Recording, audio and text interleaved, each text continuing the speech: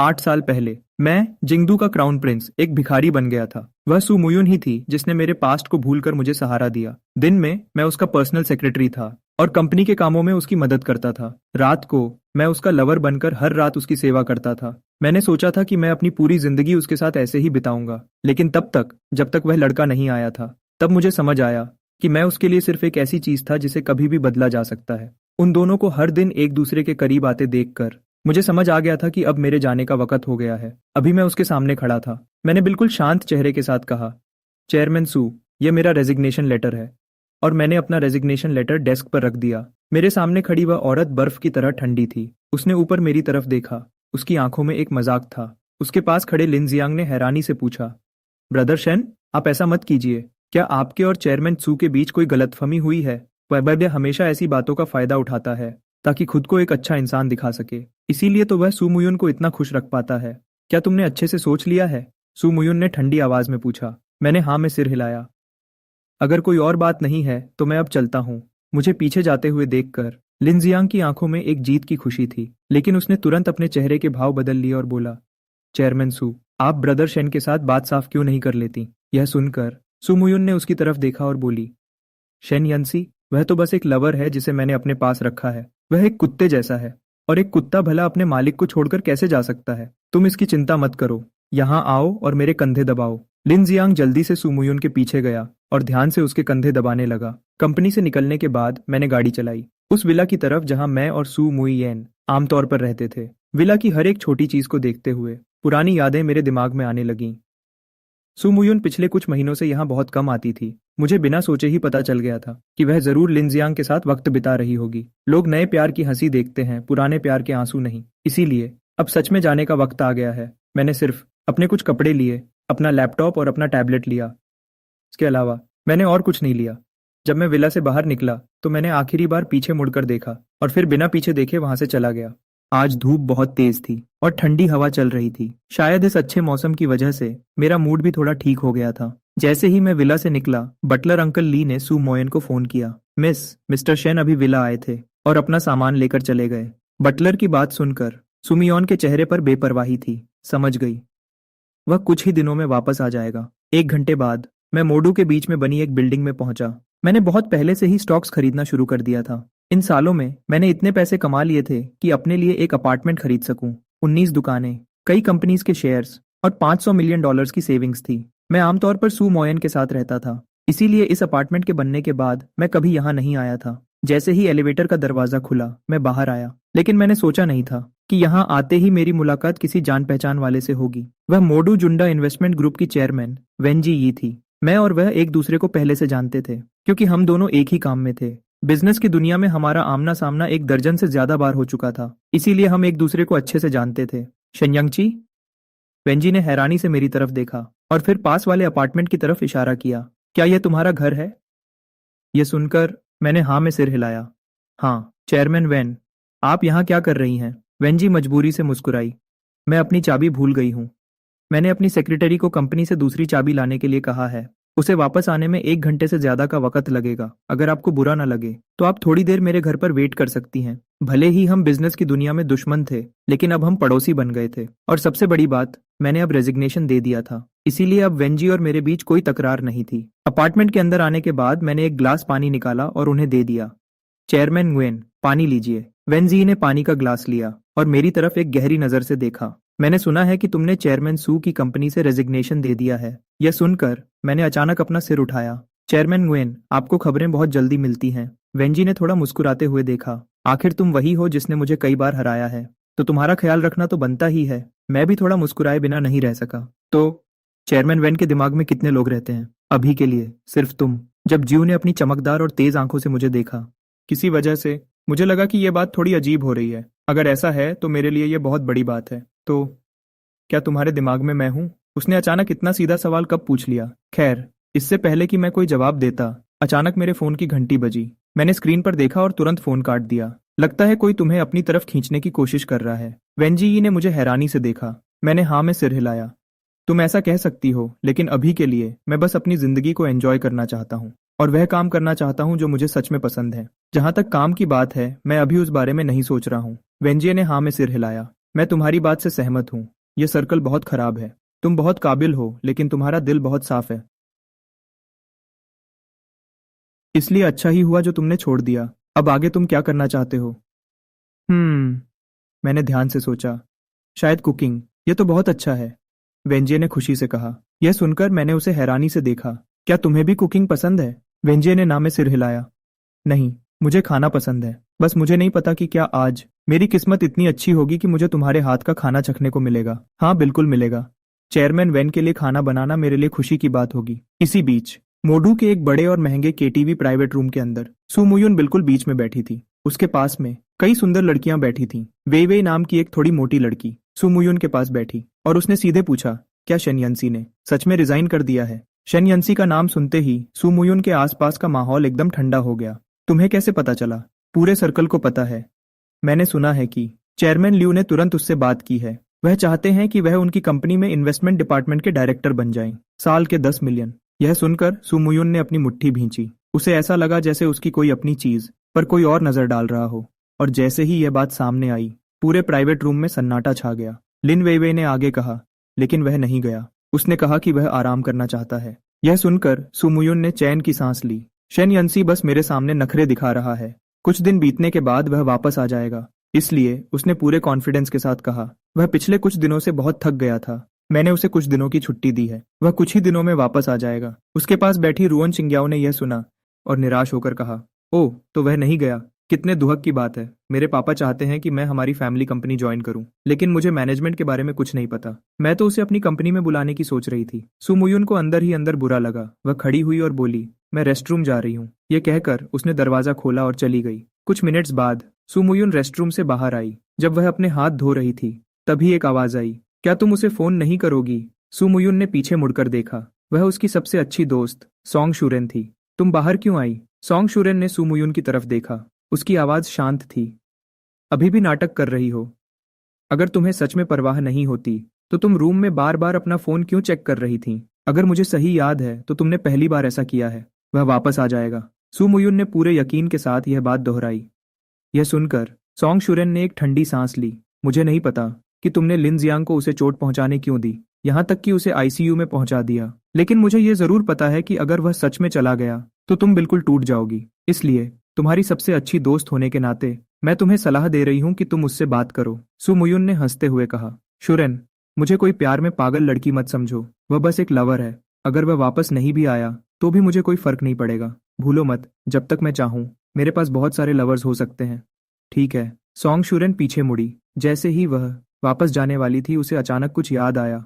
ओह हाँ, मेरे लोगों ने मुझे बताया है कि वेंजिए और शेन यंसी पड़ोसी हैं, और अब वेंजिए उसके घर में रहने चली गई है। मुझे लगता है तुम अच्छे से जानती हो कि वह क्या चाहती है। मधु के एक सुपरमार्केट के अंदर। यंसी, ये और ये वाला भी अच्छा है। मैं क्या करूं, मेरा ये सब खाने का मन कर रहा है। किसी ने सोचा भी नहीं होगा कि वेंजिए का ऐसा बचपना भरा रूप भी हो सकता है।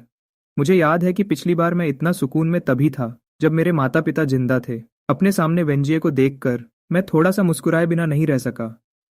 कोई बात नहीं, जो खाना है खाओ, मैं तुम्हारे लिए बना दूंगा। यह सुनकर वेंजिए मुस्कुराई। बहुत बढ़िया। क्या तुम कुछ भी बना सकते हो? तो फिर मैं तुम्हारे लिए सब्जियां धो देती हूँ। किचन में वेंजिए और मैं काम में लग गए और साथ में बातें भी करने लगे। वैसे अब जब तुम आगे किसी कंपनी में काम नहीं करने वाले हो तो तुमने आगे क्या करने का सोचा है? मैंने थोड़ी देर सोचा और कहा, पहले तो मैं थोड़ा आराम करूंगा और खाली समय में नए नए खाने बनाने की कोशिश करूंगा। अगर मैं बहुत ज्यादा बोर हो गया तो कहीं सिक्योरिटी गार्ड की नौकरी कर लूंगा। Security guard? वेंजे मजाक उड़ाते हुए बोली। तुम्हारे इस चेहरे के साथ अगर तुम सच में सिक्योरिटी गार्ड बन गए तो मुझे डर है कि बिल्डिंग की सारी सिंगल लड़कियां। इससे पहले कि वह अपनी बात पूरी करती, मेरे फोन की घंटी बजी। जब मैंने स्क्रीन पर नाम देखा तो मेरे चेहरे पर गुस्सा आ गया। मैंने एक गहरी सांस ली और कहा, अंकल ली, और फोन उठाया। हेलो मिस्टर शेन, सुमुयुन ने आज बहुत ज्यादा पी ली है और उनके पेट में दर्द हो रहा है। क्या आपको पता है कि पेट की दवाई कहाँ रखी है? बेडरूम के राइट साइड वाले टेबल पर, ऊपर से तीसरे ड्रॉर में। ठीक है मिस्टर शेन, मुझे मिल गई। बस बात यह है कि मैडम की तबीयत अभी काफी खराब है। क्या आप यहाँ आकर उनका ध्यान रख सकते हैं? अगर पहले का वक्त होता तो मैं सब काम छोड़कर हाँ कह देता, लेकिन आईसीयू के उन कुछ दिनों में मैंने बहुत सारी बातें समझ ली थी। इसलिए मैंने सीधे कहा, अंकल ली, घर पर इतने सारे नौकर हैं, मैं नहीं आऊंगा। और वैसे भी मैंने अब नौकरी छोड़ दी है, तो अब मेरा चेयरमैन सू से कोई लेना देना नहीं है। और अगर हो सके तो आगे से मुझे फोन मत कीजिएगा। तभी वेंजी अचानक बोली, यांसी, क्या तुम्हें यह चाहिए? मैं एक पल के लिए रुका, लेकिन फिर भी कहा, हाँ बिल्कुल, इसे मेरे बोल में डाल दो। फिर मैंने अंकल ली से आगे बात की, अगर कोई और बात नहीं है तो मैं फोन रखता हूँ। फोन रखने के बाद अंकल ली के पसीने छूट रहे थे और वह लिविंग रूम में खड़े थे। मैडम, अब आप ही देखिए क्या हाल है। सुमुयुन सोफा पर बैठी थी, उसका चेहरा गुस्से से बिल्कुल काला पड़ गया था। वेंजिए, तेरी तो, वो दोनों एक साथ कैसे हो सकते हैं? सुमुयुन ने अपनी मुट्ठी भींची, वह उसे कितने प्यार से यांसी बुला रही थी। अंकल ली, लिन श्योंग को कहो कि यहाँ आए। अंकल ली ने सुमुयुन की तरफ देखते हुए फोन लगाया। हेलो मिस्टर लिन, चेयरमैन सू चाहती हैं कि आप यहाँ आएं। दूसरी तरफ खाना खाने के बाद मैं वेंजिए को उसके घर के दरवाजे तक छोड़ने गया और फिर वापस अपने घर की तरफ चल दिया। मैं बिस्तर पर लेटा हुआ अपना वीचैट चला रहा था। उसी वक्त लिन जियांग की एक पोस्ट पर मेरी नजर पड़ी।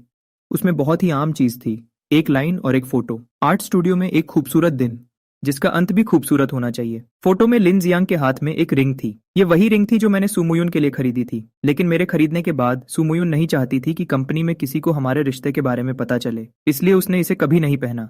मुझे लगता है कि यह सबको बताने का उनका एक अलग तरीका था। यह सोचकर मैंने अपना सिर झटका। छोड़ो, मैं ये सब क्यों सोच रहा हूँ? वह चाहता वह अपनी आसान राह पर चल सकती है और मैं अपने मुश्किल रास्ते पर चलूंगा। मेरा जो भी उधार था मैंने पहले ही पूरा चुका दिया है, जब मैं मौत के बिल्कुल करीब था। इसी बीच सुमुयुन फोन पर सॉन्ग शुरन से बात कर रही थी। अगर मुझे ठीक से याद है तो वह रिंग सबसे पहला तोहफा था जो शेन यांसी ने तुम्हें दिया था, है ना? और तुमने उसे सीधे लिन जियांग को दे दिया और तुमने बिना कुछ कहे उसकी इस पोस्ट को भी मंजूरी दे दी। सॉन्ग शुरन की आवाज में थोड़ी हैरानी थी। ये लिन जियांग तो बिल्कुल आम सा लगता है और थोड़ा चालाक भी लगता है, लेकिन सुमुयुन ने इस बात पर बिल्कुल ध्यान नहीं दिया। वह तो बस एक रिंग है, उसकी कोई खास कीमत भी नहीं है। उसे पसंद आई तो मैंने उसे दे दी। तुम बिजनेस की दुनिया में तो बहुत तेज हो, लेकिन इस मामले में बिल्कुल अंधी हो चुकी हो। चलो, अब मैं और बात नहीं करूंगी, मैं सोने जा रही हूँ। सॉन्ग शुरेन ने परेशान होकर फोन रख दिया। फोन कटने के बाद सुमुयुन बालकनी की तरफ गई और नीचे आती जाती गाड़ियों को देखने लगी और शहर की चमकती लाइट्स को देखने लगी। यह शहर सच में बहुत बड़ा है, इतना बड़ा कि अगर कोई खुद आगे बढ़कर बात न करे तो दो लोग शायद कभी दोबारा मिल ही नहीं पाएंगे। बहुत समय से कोई खबर नहीं थी और न ही कोई मुलाकात हुई थी। 8 सालों में शायद यह पहली बार था। सुमुयुन ने बेडरूम का दरवाजा खोला और अंदर की सजावट को देखने लगी। पहले उसे हमेशा लगता था कि इन सब बातों का कोई मतलब नहीं है, लेकिन अब उन्हें देखकर उसे सच में बहुत अच्छा और सुकून भरा लग रहा था। सुमुयुन बिस्तर पर बैठी थी और अपने फोन को घूर रही थी। थोड़ा हिचकिचाने के बाद आखिरकार उसने कॉल कर ही दिया। उसकी आवाज हमेशा की तरह ठंडी और बिना किसी इमोशन के थी। घर आओ और अपना कचरा यहाँ से ले जाओ। जब मैंने सुमुयुन का कॉल आते हुए देखा तो मैं थोड़ा हैरान हुआ। कचरा? मैं धीरे से हंसा। चेयरमैन सू, अब उन चीजों से मेरा कोई लेना देना नहीं है, आप उनका जो चाहें वह करें। यह सुनकर सुमुयुन ने गुस्से में अपना फोन और जोर से पकड़ लिया। शेन यांसी, क्या तुम्हारा नखरा दिखाना खत्म हो गया? चेयरमैन सू, आप उस बेकार कचरे को फेंक दीजिए। रही बात उसे फेंकने के खर्चे की, लगता है इस महीने की मेरी सैलरी अभी तक नहीं मिली है, तो आप उस सैलरी से ही वो खर्चा पूरा कर लीजिए। ये कहकर मैंने सीधे फोन काट दिया। अगली सुबह मैं हमेशा की तरह जल्दी उठा और दौड़ने के लिए बाहर चला गया। सुबह के वक्त पार्क बहुत शांत और ताजा था। वहां सिर्फ कुछ बुजुर्ग लोग सुबह की एक्सरसाइज कर रहे थे। दौड़ने से मेरा ध्यान काम और जिंदगी की परेशानियों से हट गया और मैं खुद में खो गया और मुझे पूरी तरह सुकून मिला। जब मैं वापस आया तो मेरी मुलाकात वेंजी यी से हुई, जो अभी अभी सोकर उठी थी। गुड मॉर्निंग, तुम्हें क्या खाना है? मैं तुम्हारे लिए बना देता हूँ। 15 मिनट्स बाद टेबल पर टमाटर और अंडे के नूडल्स के 2 बोल रखे गए।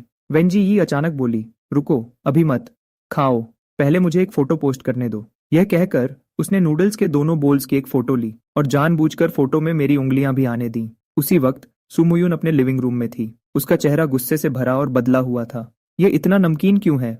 कुछ काम करने वाली लड़कियां डर से कांप रही थीं। सच तो यह था कि उन्हें पता था कि खाना नमकीन नहीं था, बल्कि बात यह थी कि खाना बनाने वाला वह नहीं था। लेकिन किसी की बोलने की हिम्मत नहीं हुई।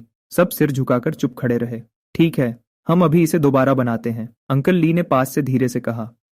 कोई जरूरत नहीं है, मैं इसे ऐसे ही खा लूंगी। यह कहकर सुमुयुन खाने लगी। उसने अपना फोन निकाला और सोशल मीडिया देखने लगी। जब उसने वेंजी की पोस्ट देखी तो उसके चेहरे का रंग ही उड़ गया। हालांकि फोटो में उसका चेहरा नहीं था, लेकिन वह उंगलियां उसकी ही थीं।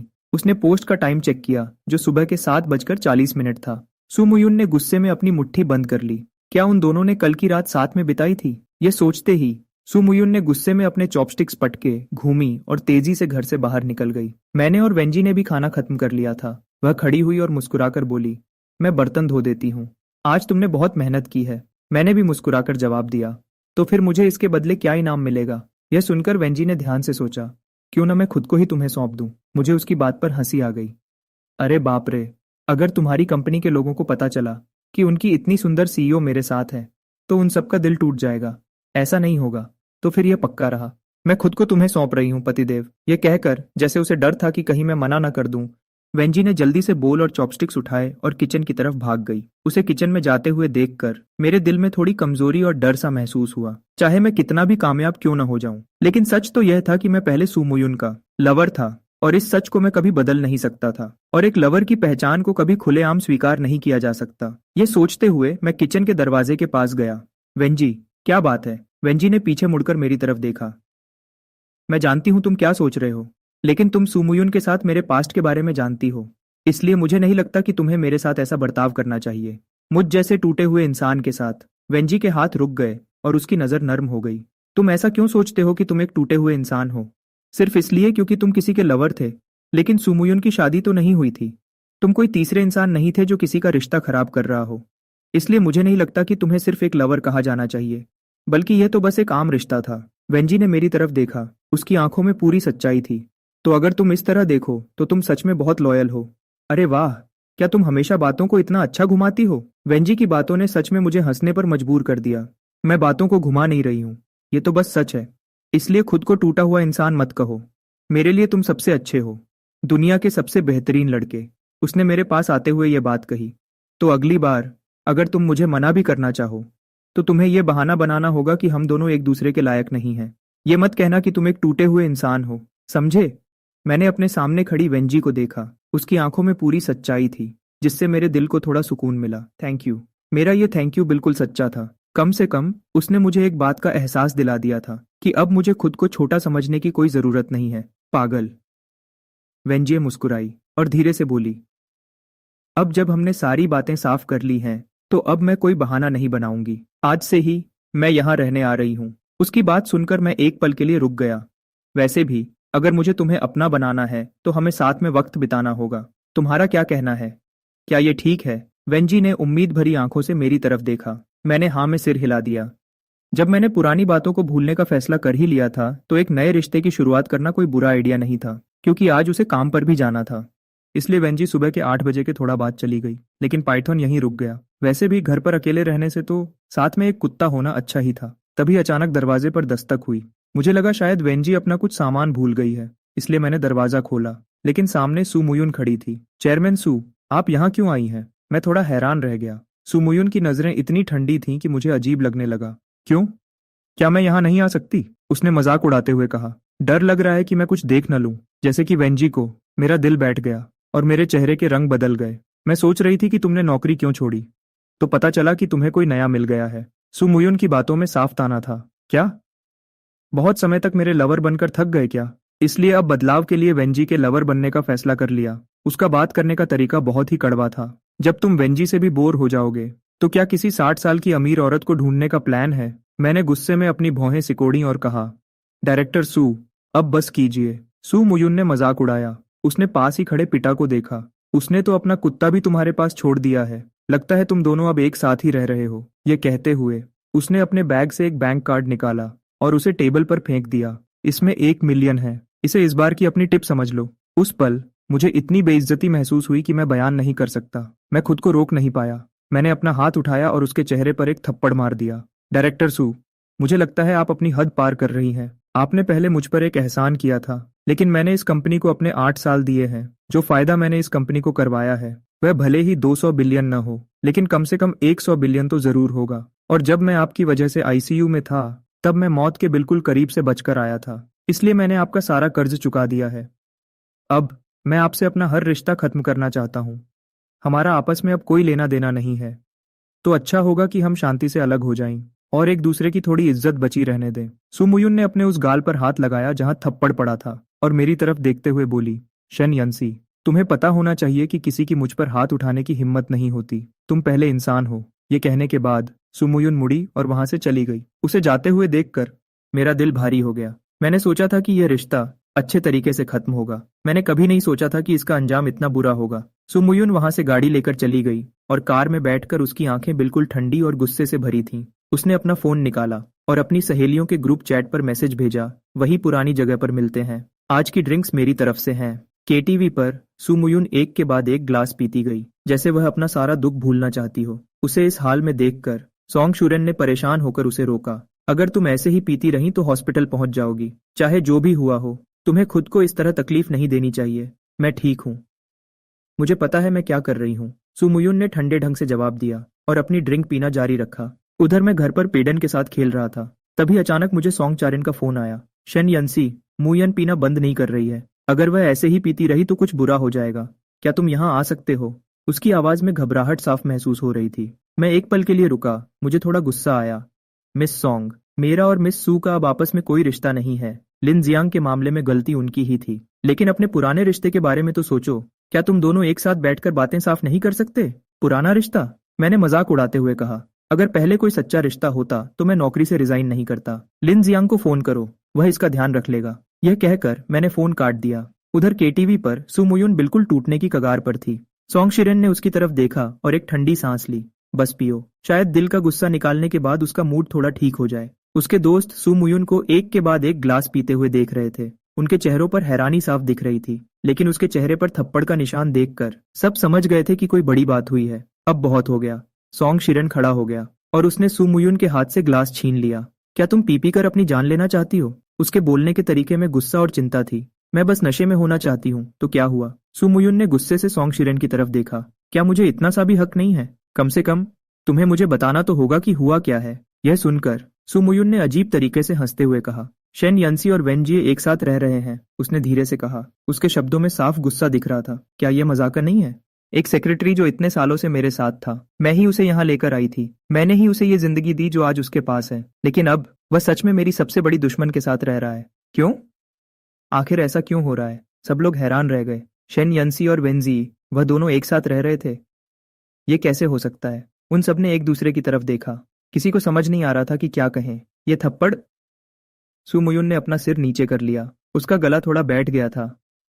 शेन यंसी ने मुझे यह थप्पड़ मारा है। सच कहूं तो शायद मैं इसी के लायक थी। मैं भूल गई थी कि वह बहुत सेल्फ रिस्पेक्ट वाला आदमी है। सुमुयुन एक ठंडी सांस लिए बिना नहीं रह सकी। अपनी आंखें नीचे किए उसने बोतल उठाई और एक बड़ा घूंट लिया। अब वह शायद मुझे इस दुनिया का सबसे बुरा इंसान समझता है, जिससे वह सबसे ज्यादा नफरत करता है। तभी सुमुयुन का फोन अचानक बज उठा। यह लिन जियांग का कॉल था। सुमुयुन ने फोन उठाया और उसकी रोती हुई आवाज सुनी। चेयरमैन, मुझे माफ कर दीजिए, मुझसे गलती हो गई। इससे पहले कि वह अपनी बात पूरी करता, वह रोने लगा। क्या हुआ? सुमुयुन ने ठंडे ढंग से पूछा। मैंने कॉन्ट्रैक्ट पर डेसिमल पॉइंट गलत जगह लगा दिया और फिर डायरेक्टर लू ने मुझे डांटा, तो मेरी उनसे बहस हो गई। वह रोते हुए बोल रहा था। ये सुनने के बाद सुमुयुन को अपने कानों पर यकीन नहीं हुआ। एक गलत डेसिमल? यह तो तुम्हारी नाकाबिलियत है। गलती तुम्हारी है और तुम्हारे अंदर रोने की हिम्मत भी है, और तुमने सच में क्लाइंट को बुरा भला कह दिया। तुम हद से ज्यादा बेवकूफ हो हीथ हो। अपने पास खड़े किसी इंसान को फोन दो। सुमुयुन ने एक गहरी सांस ली। अपने गुस्से को काबू करते हुए उसने ठंडे ढंग से कहा, ठीक है। लिन जियांग ने फोन आगे बढ़ा दिया। उसके चेहरे पर एक चालाकी भरी मुस्कान थी। चेयरमैन, डायरेक्टर लू बहुत गुस्से में हैं। उन्हें लगता है कि हमने उनका अपमान किया है, इसलिए वह इस पार्टनरशिप को तोड़ सकते हैं। दूसरी तरफ खड़े इंसान की आवाज थोड़ी लाचार लग रही थी। पार्टनरशिप तोड़ना चाहते हैं तो तोड़ने दो उन्हें। सुमुयुन की आवाज बिल्कुल ठंडी थी। यह एक लंबे समय की पार्टनरशिप है। हम इसे इतनी आसानी से नहीं छोड़ सकते। दूसरे इंसान ने उसे समझाने की कोशिश की। ठीक है, अब इस बात को यहीं खत्म करो। पार्टनरशिप को कैंसिल कर दो। सुमुयुन ने बिना सोचे समझे फोन काट दिया। यह देखकर लिन जियांग और भी खुश दिखने लगा। जब मैंने सुना यह खबर, तो मेरी आंखें हैरानी से खुली की खुली रह गईं। क्या ये लोग पागल हैं? सिर्फ इसलिए क्योंकि लिन जियांग ने नखरे दिखाए, उन्होंने सच में इतनी बड़ी पार्टनरशिप कैंसिल कर दी। लेकिन मैं तो पहले ही कंपनी छोड़ चुका हूँ, इसलिए अब इस बारे में सोचने का कोई फायदा नहीं है। मैंने टाइम देखा, दोपहर होने वाली थी। मैंने वेनजिए को एक मैसेज भेजा, क्या तुम आज दोपहर के खाने के लिए घर आ रही हो? थोड़ी ही देर बाद वेनजिए ने तुरंत जवाब दिया, क्या तुम मुझे याद कर रहे हो? अगर याद कर रहे हो तो बोल दो ना। मैं अपनी मुस्कान नहीं रोक पाया। मुझे थोड़ा सुकून महसूस हुआ। तो तुम क्या चाहती हो, मैं तुम्हें याद करूं या नहीं? हाँ बिल्कुल, मैं चाहती हूँ कि तुम मुझे याद करो, वेनजिए ने साफ साफ जवाब दिया। लेकिन सच कहूँ तो आज मैं भी किसी को बहुत याद कर रही हूँ। मैं मुस्कुरा उठा। मेरा मूड बिल्कुल ठीक हो गया। तो फिर लगता है मुझे भी मजबूरन तुम्हें याद करना ही पड़ेगा। मैंने मजाक किया। मैं तुम्हें अपनी बात बदलने का एक मौका देती हूँ। फिर से कहो। वेनजिए ने एक गुस्से वाला स्टिकर भेजा। उसका यह मजाकिया अंदाज देखकर मुझे हंसी आ गई। मुझे तुम्हारी याद आ रही है, मैंने सीधा जवाब दिया। हे, ये हुई ना बात, मैं दोपहर को वापस आ जाऊंगा। उसने जल्दी से जवाब दिया। मैंने वापस मैसेज किया, ठीक है, मैं खाना बनाऊंगा।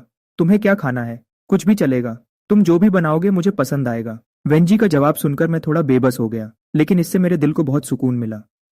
ठीक है, तो मैं जल्दी से कुछ बना लेता हूँ। दूसरी तरफ कंपनी का कॉल काटने के बाद सू मुयुन अपने सामने रखी शराब पीती रही।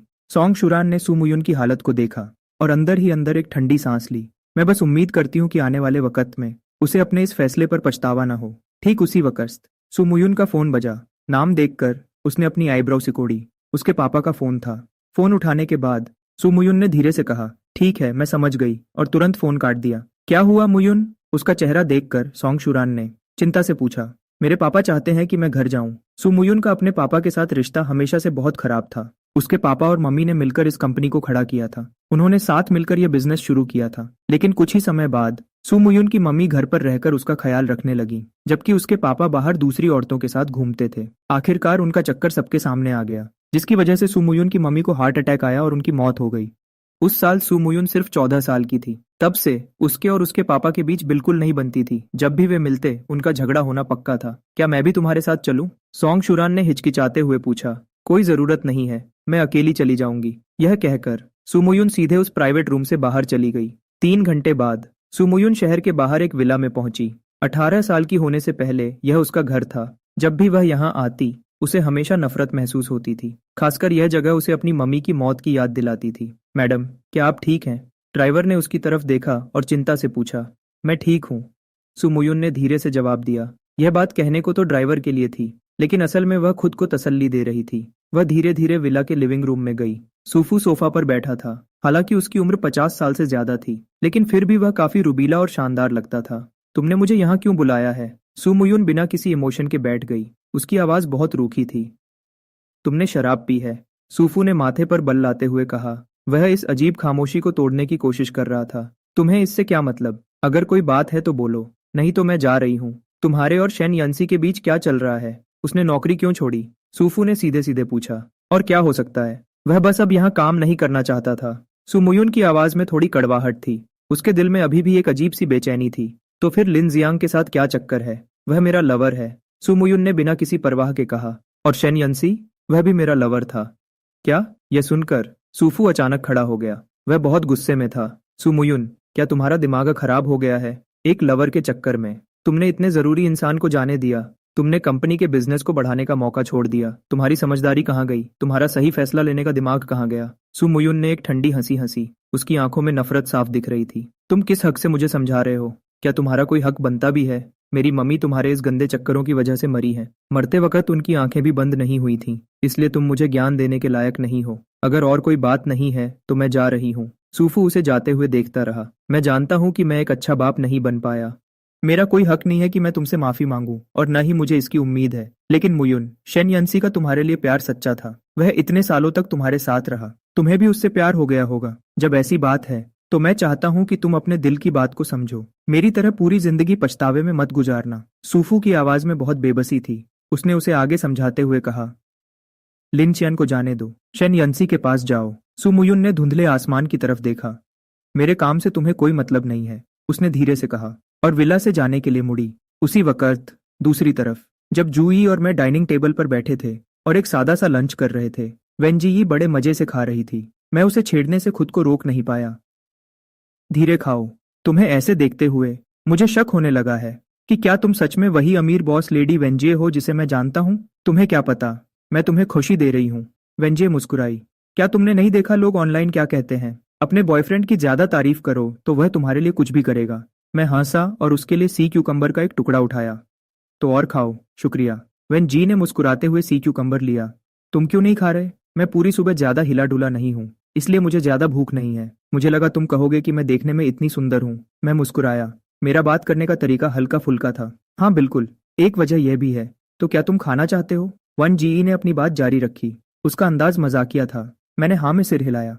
मैं चाहता हूँ, और मुझे बहुत पसंद आएगा। वेंजी ने एक काली ड्रेस पहन ली थी जिसमें वह और भी ज्यादा खूबसूरत लग रही थी। जब मैंने उसकी भेजी हुई फोटो देखी, मैं देखता ही रह गया। मेरा दिल तेजी से धड़क रहा था। मैंने सिर्फ एक शब्द में जवाब दिया, खूबसूरत। और साथ में 2 शर्माने वाले इमोजी भेज दिए। यह देखकर वेंजी का चेहरा थोड़ा लाल हो गया। इस बीच शंघाई के एक महंगे रेस्टोरेंट में लिन जियांग एक और लड़के के साथ बैठा था। वांग भाई, इस स्टॉक से पक्का फायदा होगा। सभी फाइनेंशियल एक्सपर्ट्स ने ऐसा ही कहा है। अगर हम अभी इसमें 10 लाख रुपए लगा दें तो कुछ ही दिनों में यह 1 करोड़ बन जाएंगे। अमीर बनने का यह एक सुनहरा मौका है। यह सुनकर लिंडसे यांग की आंखों में लालच आ गया। लेकिन मेरे पास अभी पैसे नहीं हैं। ये तो बहुत आसान है। तुम तो एक तरह से दूसरे सबसे बड़े ऑफिसर हो अपनी कंपनी में। अभी थोड़े पैसे निकालना तुम्हारे लिए मुश्किल नहीं होना चाहिए, है ना? एक बार जब हमें फायदा हो जाएगा तो हम चुपके से पैसे वापस रख देंगे। किसी को कभी पता नहीं चलेगा। ये कितना बढ़िया है ना? यह सुनकर लिंडसे एन ने अपनी मुट्ठी भींची। ठीक है, चलो ये करते हैं। जहां तक लिन जियांग और सू मुयुन के मामलों की बात है, ना तो मुझे पता था और ना ही मुझे कोई परवाह थी। अभी वेंजी और मैं, हम शंघाई के एक महंगे रेस्टोरेंट में खाना खा रहे हैं। यहाँ हर कोई या तो अमीर था या ताकतवर। चारों तरफ बड़े लोग आपस में बातें कर रहे थे और हंस रहे थे। क्या तुम्हें डर नहीं लगता कि मैं तुम्हें कंगाल कर दूंगी? वेंगी ने मेन्यू के पन्नों को पलटा, मेरी तरफ देखते हुए मजाकिया अंदाज में। अगर मैं कंगाल हो गया तो तुम मेरा खर्चा उठा लेना। मैंने आराम से जवाब दिया, मुझे लगता है यह ठीक रहेगा। वेंजिए एक पल के लिए रुकी, फिर उसकी आंखें चमक उठीं। तुमने अभी क्या कहा? उसके चेहरे को देखकर साफ पता चल रहा था कि उसने मेरी बात सुन ली है, लेकिन वह अनजान बनने का नाटक कर रही थी। मैं अपनी हंसी नहीं रोक पाया। मैंने कुछ नहीं कहा। नहीं, तुमने कहा था। वेन जी की आंखें बड़ी हो गईं और वह एक प्यारी मुस्कान के साथ आगे झुकी। एक बार फिर कहो ना, प्लीज। अरे यार, बहुत कम मर्द खुद को रोक पाते हैं जब एक समझदार और खूबसूरत लड़की उनके सामने ऐसे नखरे दिखाए, खासकर तब जब बाकी लोगों की नजर में वजह एक तेज और बड़ी बिजनेस वुमन थी। मेन कहा, मैं तुम्हारा खर्चा उठाऊंगा। जैसे ही मेरे मुंह से यह बात निकली, वेंजी बहुत खुश होकर मुस्कुराई। ये भूलना मत, तुमने खुद कहा था। डील पक्की। वैसे तुम्हारी कंपनी इतनी जल्दी कंगाल नहीं होने वाली। ऑर्डर देने के बाद मैंने मेन्यू कार्ड नीचे रख दिया और आसपास के जाने पहचाने माहौल को देखने लगा। सू मुयुन और मैं पहले भी यहाँ कई बार आ चुके हैं। फर्क सिर्फ इतना था कि पहले मैं हमेशा सूट और टाई पहनकर आता था और बिल्कुल सीधा बैठता था, क्योंकि वह चाहती थी कि मैं हमेशा अच्छा दिखूं। तुम क्या सोच रहे हो? अचानक टेबल के नीचे कोई चीज मेरे पैर से छुई। मैंने नीचे देखा और देखा कि उसकी काली पैंटीहोज वाली लंबी टांग धीरे से मेरे पैर से टकरा रही थी। वेंजी के इस नखरे भरे अंदाज को देखकर मैं हैरान रह गया कि यह औरत सच में एक जादूगर है। अभी थोड़ी देर पहले वह एक मासूम बिल्ली की तरह चिपक रही थी और अब वह मुझे छेड़ रही है। कुछ नहीं, बस पुरानी बातें याद कर रहा था। इससे पहले कि मैं अपनी बात पूरी करता, 2 लोग रेस्टोरेंट के दरवाजे से अंदर आए, सू मुयान और सोंग शुरेन। मैंने थोड़ा गुस्से से देखा। वेंजे ने शायद मेरे बदलते हुए मूड को देख लिया था और आमतौर पर लोमोके की तरफ मुड़ी। और सच में सू मुयान का चेहरा तुरंत ठंडा पड़ गया और सोंग शुरेन ने अपनी आईब्राउज सिकोड़ी। मुयान, शायद हमें कहीं और चलना चाहिए। कोई जरूरत नहीं है।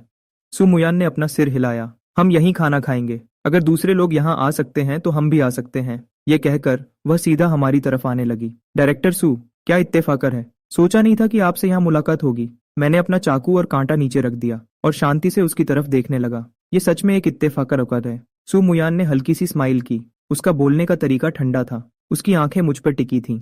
डायरेक्टर सू, क्या आपको कुछ चाहिए? कुछ नहीं। सू मुयान की आवाज में दूरी थी। बस इस बात पर हैरान हो रही हूँ कि डायरेक्टर वैन मौके का फायदा उठाने में सच में बहुत तेज है। क्या ये थोड़ा शर्मनाक नहीं है? माहौल तुरंत बिल्कुल ठंडा पड़ गया। सोंग शुरेन ने अपनी आईब्राउज सिकोड़ी और धीरे से उसका हाथ खींचा ताकि वह बोलना बंद कर दे। लेकिन सू मुयान का रुकने का कोई इरादा नहीं था। क्या तुम चाहती हो कि मैं अभी तुम्हारे लिए अपनी जगह छोड़ दूं? क्या तुम लीडरशिप की पोजीशन के बारे में बात कर रही हो? वेंजे ने हंसते हुए कहा, मुझे इसकी जरूरत नहीं है। मैं अपने रिश्तों को लेकर बहुत पक्की हूँ। मुझे जो पसंद है बस वही पसंद है। इसलिए मुझे सिर्फ शेन यंसी चाहिए। अपनी पूरी जिंदगी के लिए मुझे बस वही चाहिए। सच तो यह है कि मुझे तुम्हारा शुक्रिया अदा करना चाहिए। वेंजे ने आगे कहा, अगर तुम न होती तो शायद मुझे और शेन यंसी को यह मौका कभी नहीं मिलता। सू मुयान का चेहरा तुरंत खराब हो गया। उसने मुझे गुस्से से घूरा। उसने धीमी आवाज में पूछा, क्या तुम दोनों सच में साथ हो? उस वक्त सबकी आंखें मुझ पर टिक गईं। मैंने थोड़ा सा स्माइल किया और धीरे से अपना सिर हिलाया। तुम ऐसा कह सकती हो। वेंजिए का चेहरा खुशी से खिल उठा। उसकी आंखों में जीत की खुशी थी। सुमुयान ने गुस्से में अपनी मुट्ठी बंद कर ली। कुछ देर बाद वह धीरे से बोली, ठीक है, बहुत अच्छा। इस बात पर पछताना मत। पछताना? मैंने इस बारे में सोचा और हल्की सी स्माइल की। मुझे नहीं लगता कि मैं पछताऊंगा। सुमुयान ने मुझे ध्यान से देखा। फिर वह मुड़ी और थोड़ी दूर एक टेबल की तरफ चली गई। सोंग शुरेन ने एक गहरी सांस ली और उसके पीछे चली गई। तुम इतनी खुश क्यों हो? मैंने वेंजे की तरफ देखा। मेरी आवाज में मजाकत था। शायद इसलिए क्योंकि तुमने अभी सबके सामने माना कि हम साथ हैं। वेंजे की आंखें चमक उठी। पागल। मैं धीरे से हंसा। अपना सिर हिलाते हुए मैंने कहा, जल्दी से खाना खाओ। सू मुयन हमें हंसते और बातें करते हुए देख रही थी और उसके दिल में एक अजीब सा दर्द होने लगा। मेरा यह प्यार भरा तरीका पहले सिर्फ उसके लिए था, लेकिन अब मैं यह किसी और को दे रहा था। मेरा पेट भर गया है। सू मुयन खड़ी हो गई और जाने के लिए मुड़ी। सॉन्ग शुरन उसके पीछे आई और धीरे से बोली, मुयान, क्या तुम सच में उससे प्यार करने लगी हो? सू मुयान के कदम रुक गए। वह सोचते हुए धीरे से बोली, मुझे नहीं पता कि प्यार क्या होता है। उसने अपना सिर झुकाया और अपनी मुट्ठी बंद कर ली। मुझे बस इतना पता है कि इस वक्त मेरे दिल में बहुत दर्द हो रहा है। रेस्टोरेंट से बाहर आने के बाद मैंने आमतौर पर वेंजे का बैग ले लिया और फिर अपना हाथ आगे बढ़ाया। वह एक सेकंड के लिए रुक गई, क्योंकि अब हम बॉयफ्रेंड और गर्लफ्रेंड हैं, तो हाथ पकड़ना कोई बड़ी बात नहीं है ना। वेंजे ने स्माइल की और अपना सिर हिलाया और धीरे से मेरा हाथ पकड़ लिया। उसका हाथ थोड़ा ठंडा था, लेकिन बहुत नर्म था। एक ठंडी हवा का झोंका पास से गुजरा। उसने अचानक मेरी तरफ देखा। क्या हमें एक फोटो लेनी चाहिए और सबको बताना चाहिए? मैंने हाँ में सिर हिलाया। वेंजे ने अपना फोन ऊपर उठाया और हमारे पकड़े हुए हाथों की एक फोटो ली। इसका कैप्शन क्या होना चाहिए? उसने अपनी आईब्राउज सिकोड़ी। बस 2 शब्द, मैंने धीरे से कहा, हम। वेंजिए एक पल के लिए रुकी, फिर उसके चेहरे पर एक स्माइल आ गई। उसकी आंखों में खुशी साफ दिख रही थी। ठीक है, यही ठीक है। खाना खाने के बाद वेंजिए और मैं हाथ पकड़कर सड़क पर चलने लगे। शहर की रात नियॉन लाइट्स और चहल पहल से भरी थी। सड़कों पर जवान लोगों की हंसी और बातों की आवाजें गूंज रही थीं। जब हम एक बार के पास से गुजरे तो म्यूजिक की तेज आवाज सड़क तक आ रही थी। अंदर जवान लोग मस्ती कर रहे थे और खूब एंजॉय कर रहे थे। क्या कहते हो, अंदर चलकर थोड़ी मस्ती करें?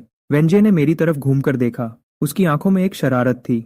मैंने अपना सिर हिलाया और कहा, नहीं शुक्रिया, मैं ऐसी जगहों के लिए बिल्कुल नहीं बना हूं। वैन जी हंसी और बोली, तुम अभी इतने जवान हो, लेकिन तुम किसी रिटायर्ड बूढ़े आदमी की तरह बिहेव करते हो। लेकिन मैं क्या कर सकती हूँ, मुझे तुम्हारा यह अंदाज ही बहुत पसंद है। वह मुस्कुराई और उसने अपना हाथ मेरे हाथ में डाल दिया और मुझे लगा तुम सिर्फ मेरी खूबसूरती पर मरती हो। मैंने अपनी आईब्रो उठाकर मजाक किया। वैन जी का चेहरा तुरंत शर्म से लाल हो गया। बेशर्म, अपनी तारीफ खुद कौन करता है? और मैं ऐसी नहीं हूँ। मैं सिर्फ तुम्हारे जिस्म के पीछे नहीं हूँ।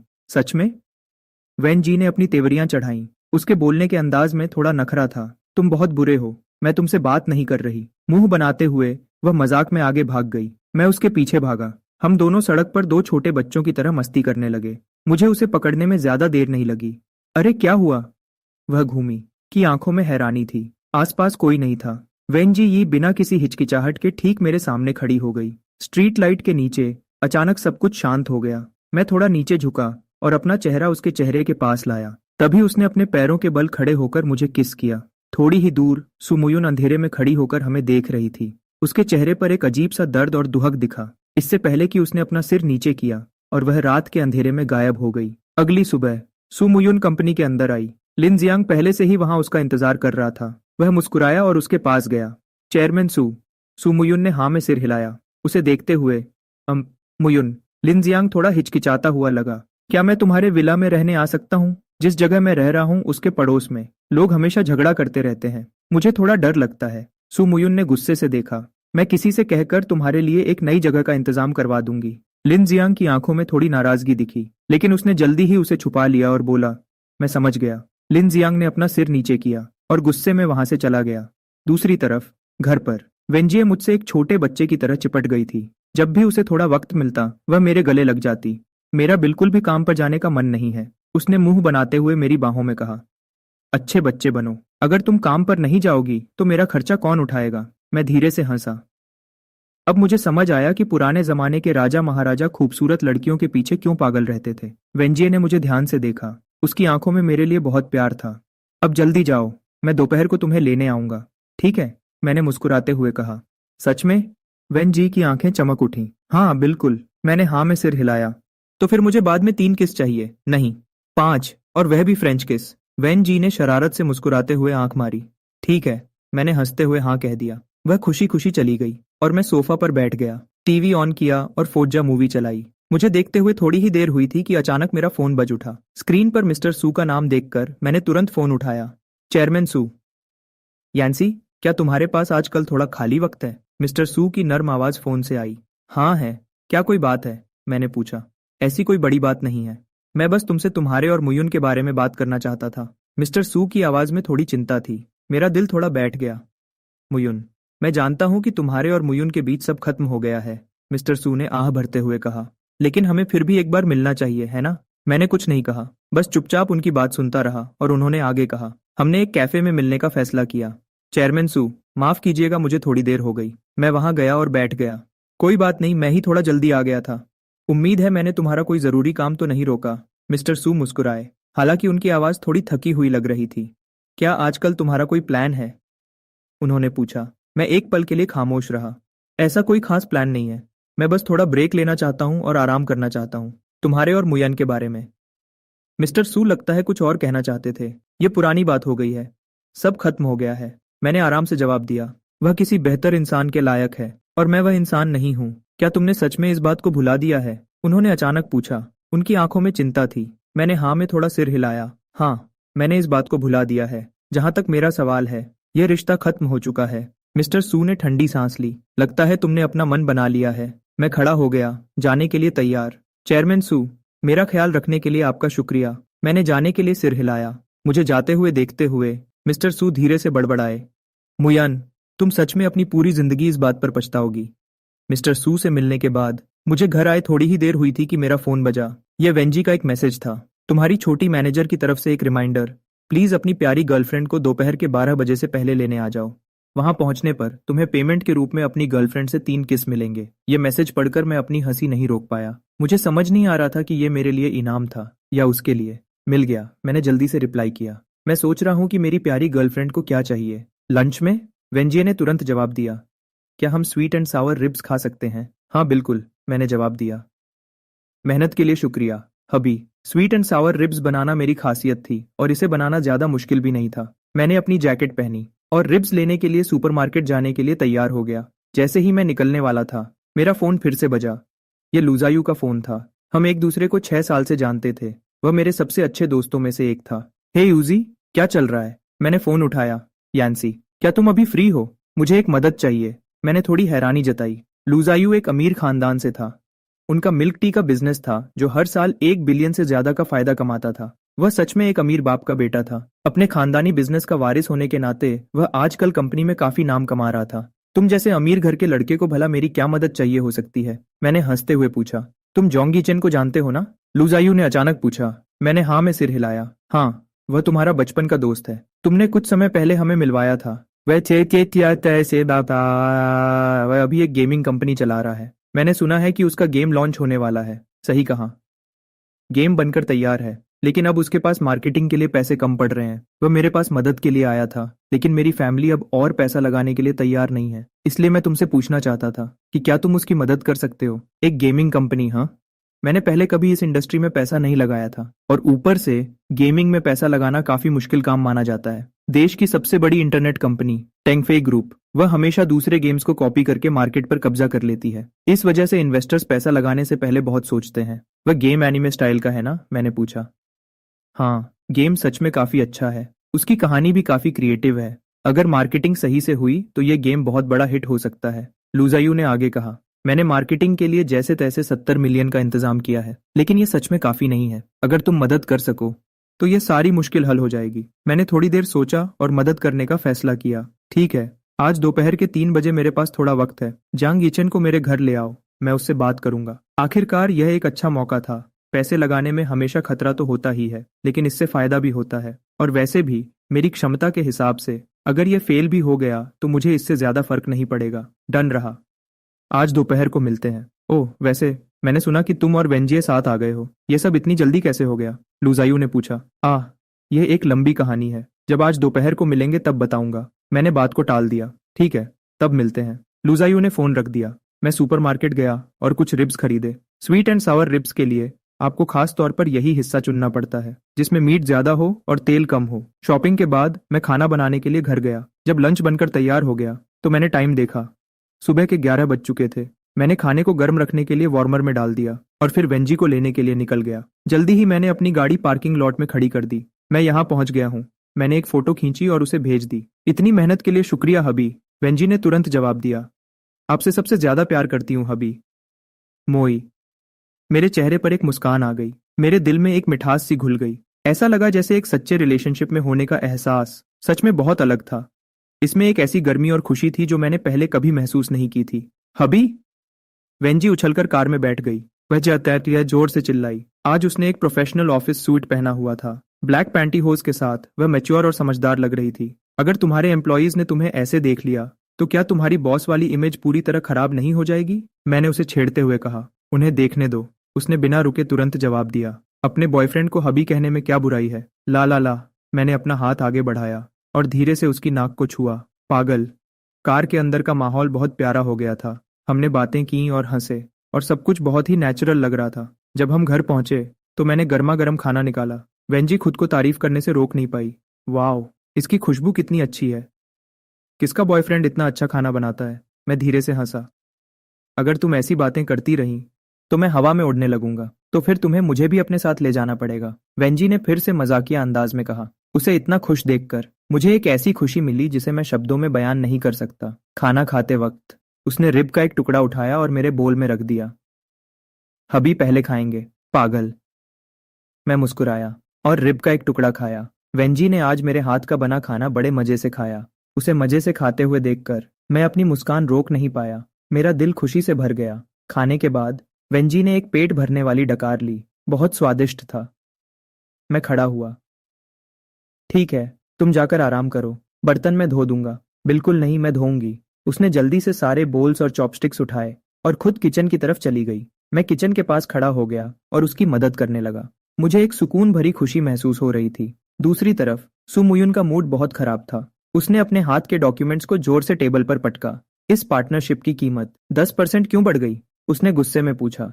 उसके काम करने वालों ने सिर झुकाकर जवाब दिया। उन्होंने कहा कि पहले की कीमतें डायरेक्टर शेन के उनके साथ अच्छे रिश्तों की वजह से थीं, इसलिए उन्होंने हमें दोस्ती के नाते डिस्काउंट दिया था। और अब तो जाकर उनसे बात करो। सुमुयुन ने ठंडे दिमाग से ऑर्डर दिया। पहले वाली कीमत ही वापस लेकर आओ। काम करने वाले बहुत परेशान दिखने लगे। चेयरमैन, मुझे लगता है कि यह मुश्किल होगा। हमने सुना है कि कुछ और कंपनीज पहले से ही उनसे बात कर रही हैं। अगर हमने और देर की तो यह प्रोजेक्ट हमारे हाथ से निकल सकता है। अगर मुश्किल है तो कोई रास्ता निकालो। सुमुयुन की आवाज बहुत तीखी थी। वरना मैं तुम्हें किस बात के पैसे देती हूँ? 3 दिन के अंदर इस मामले को हल करो। ऑफिस का माहौल और भी ज्यादा तनाव भरा हो गया। सुमुयुन ने गुस्से में अपनी भौहें सिकोड़ी। वह भी यह महसूस कर सकती थी। उसका मूड बहुत तेजी से बदल रहा था। आजकल उसे अचानक एहसास हुआ कि जब से शेन यंसी गया है, जैसे उसने बहुत कुछ खो दिया हो। जब वह आसपास था तो उसका सारा गुस्सा निकालने का एक रास्ता था। तभी दरवाजे पर दस्तक हुई। अंदर आओ।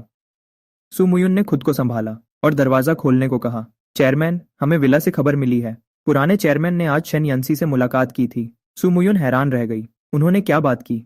उन्होंने कहा कि वह चाहते हैं कि शेन यंसी तुम्हारे पास वापस आ जाए, लेकिन शेन यंसी ने मना कर दिया। सुमुयुन के चेहरे पर एक हल्की सी मुस्कान आई।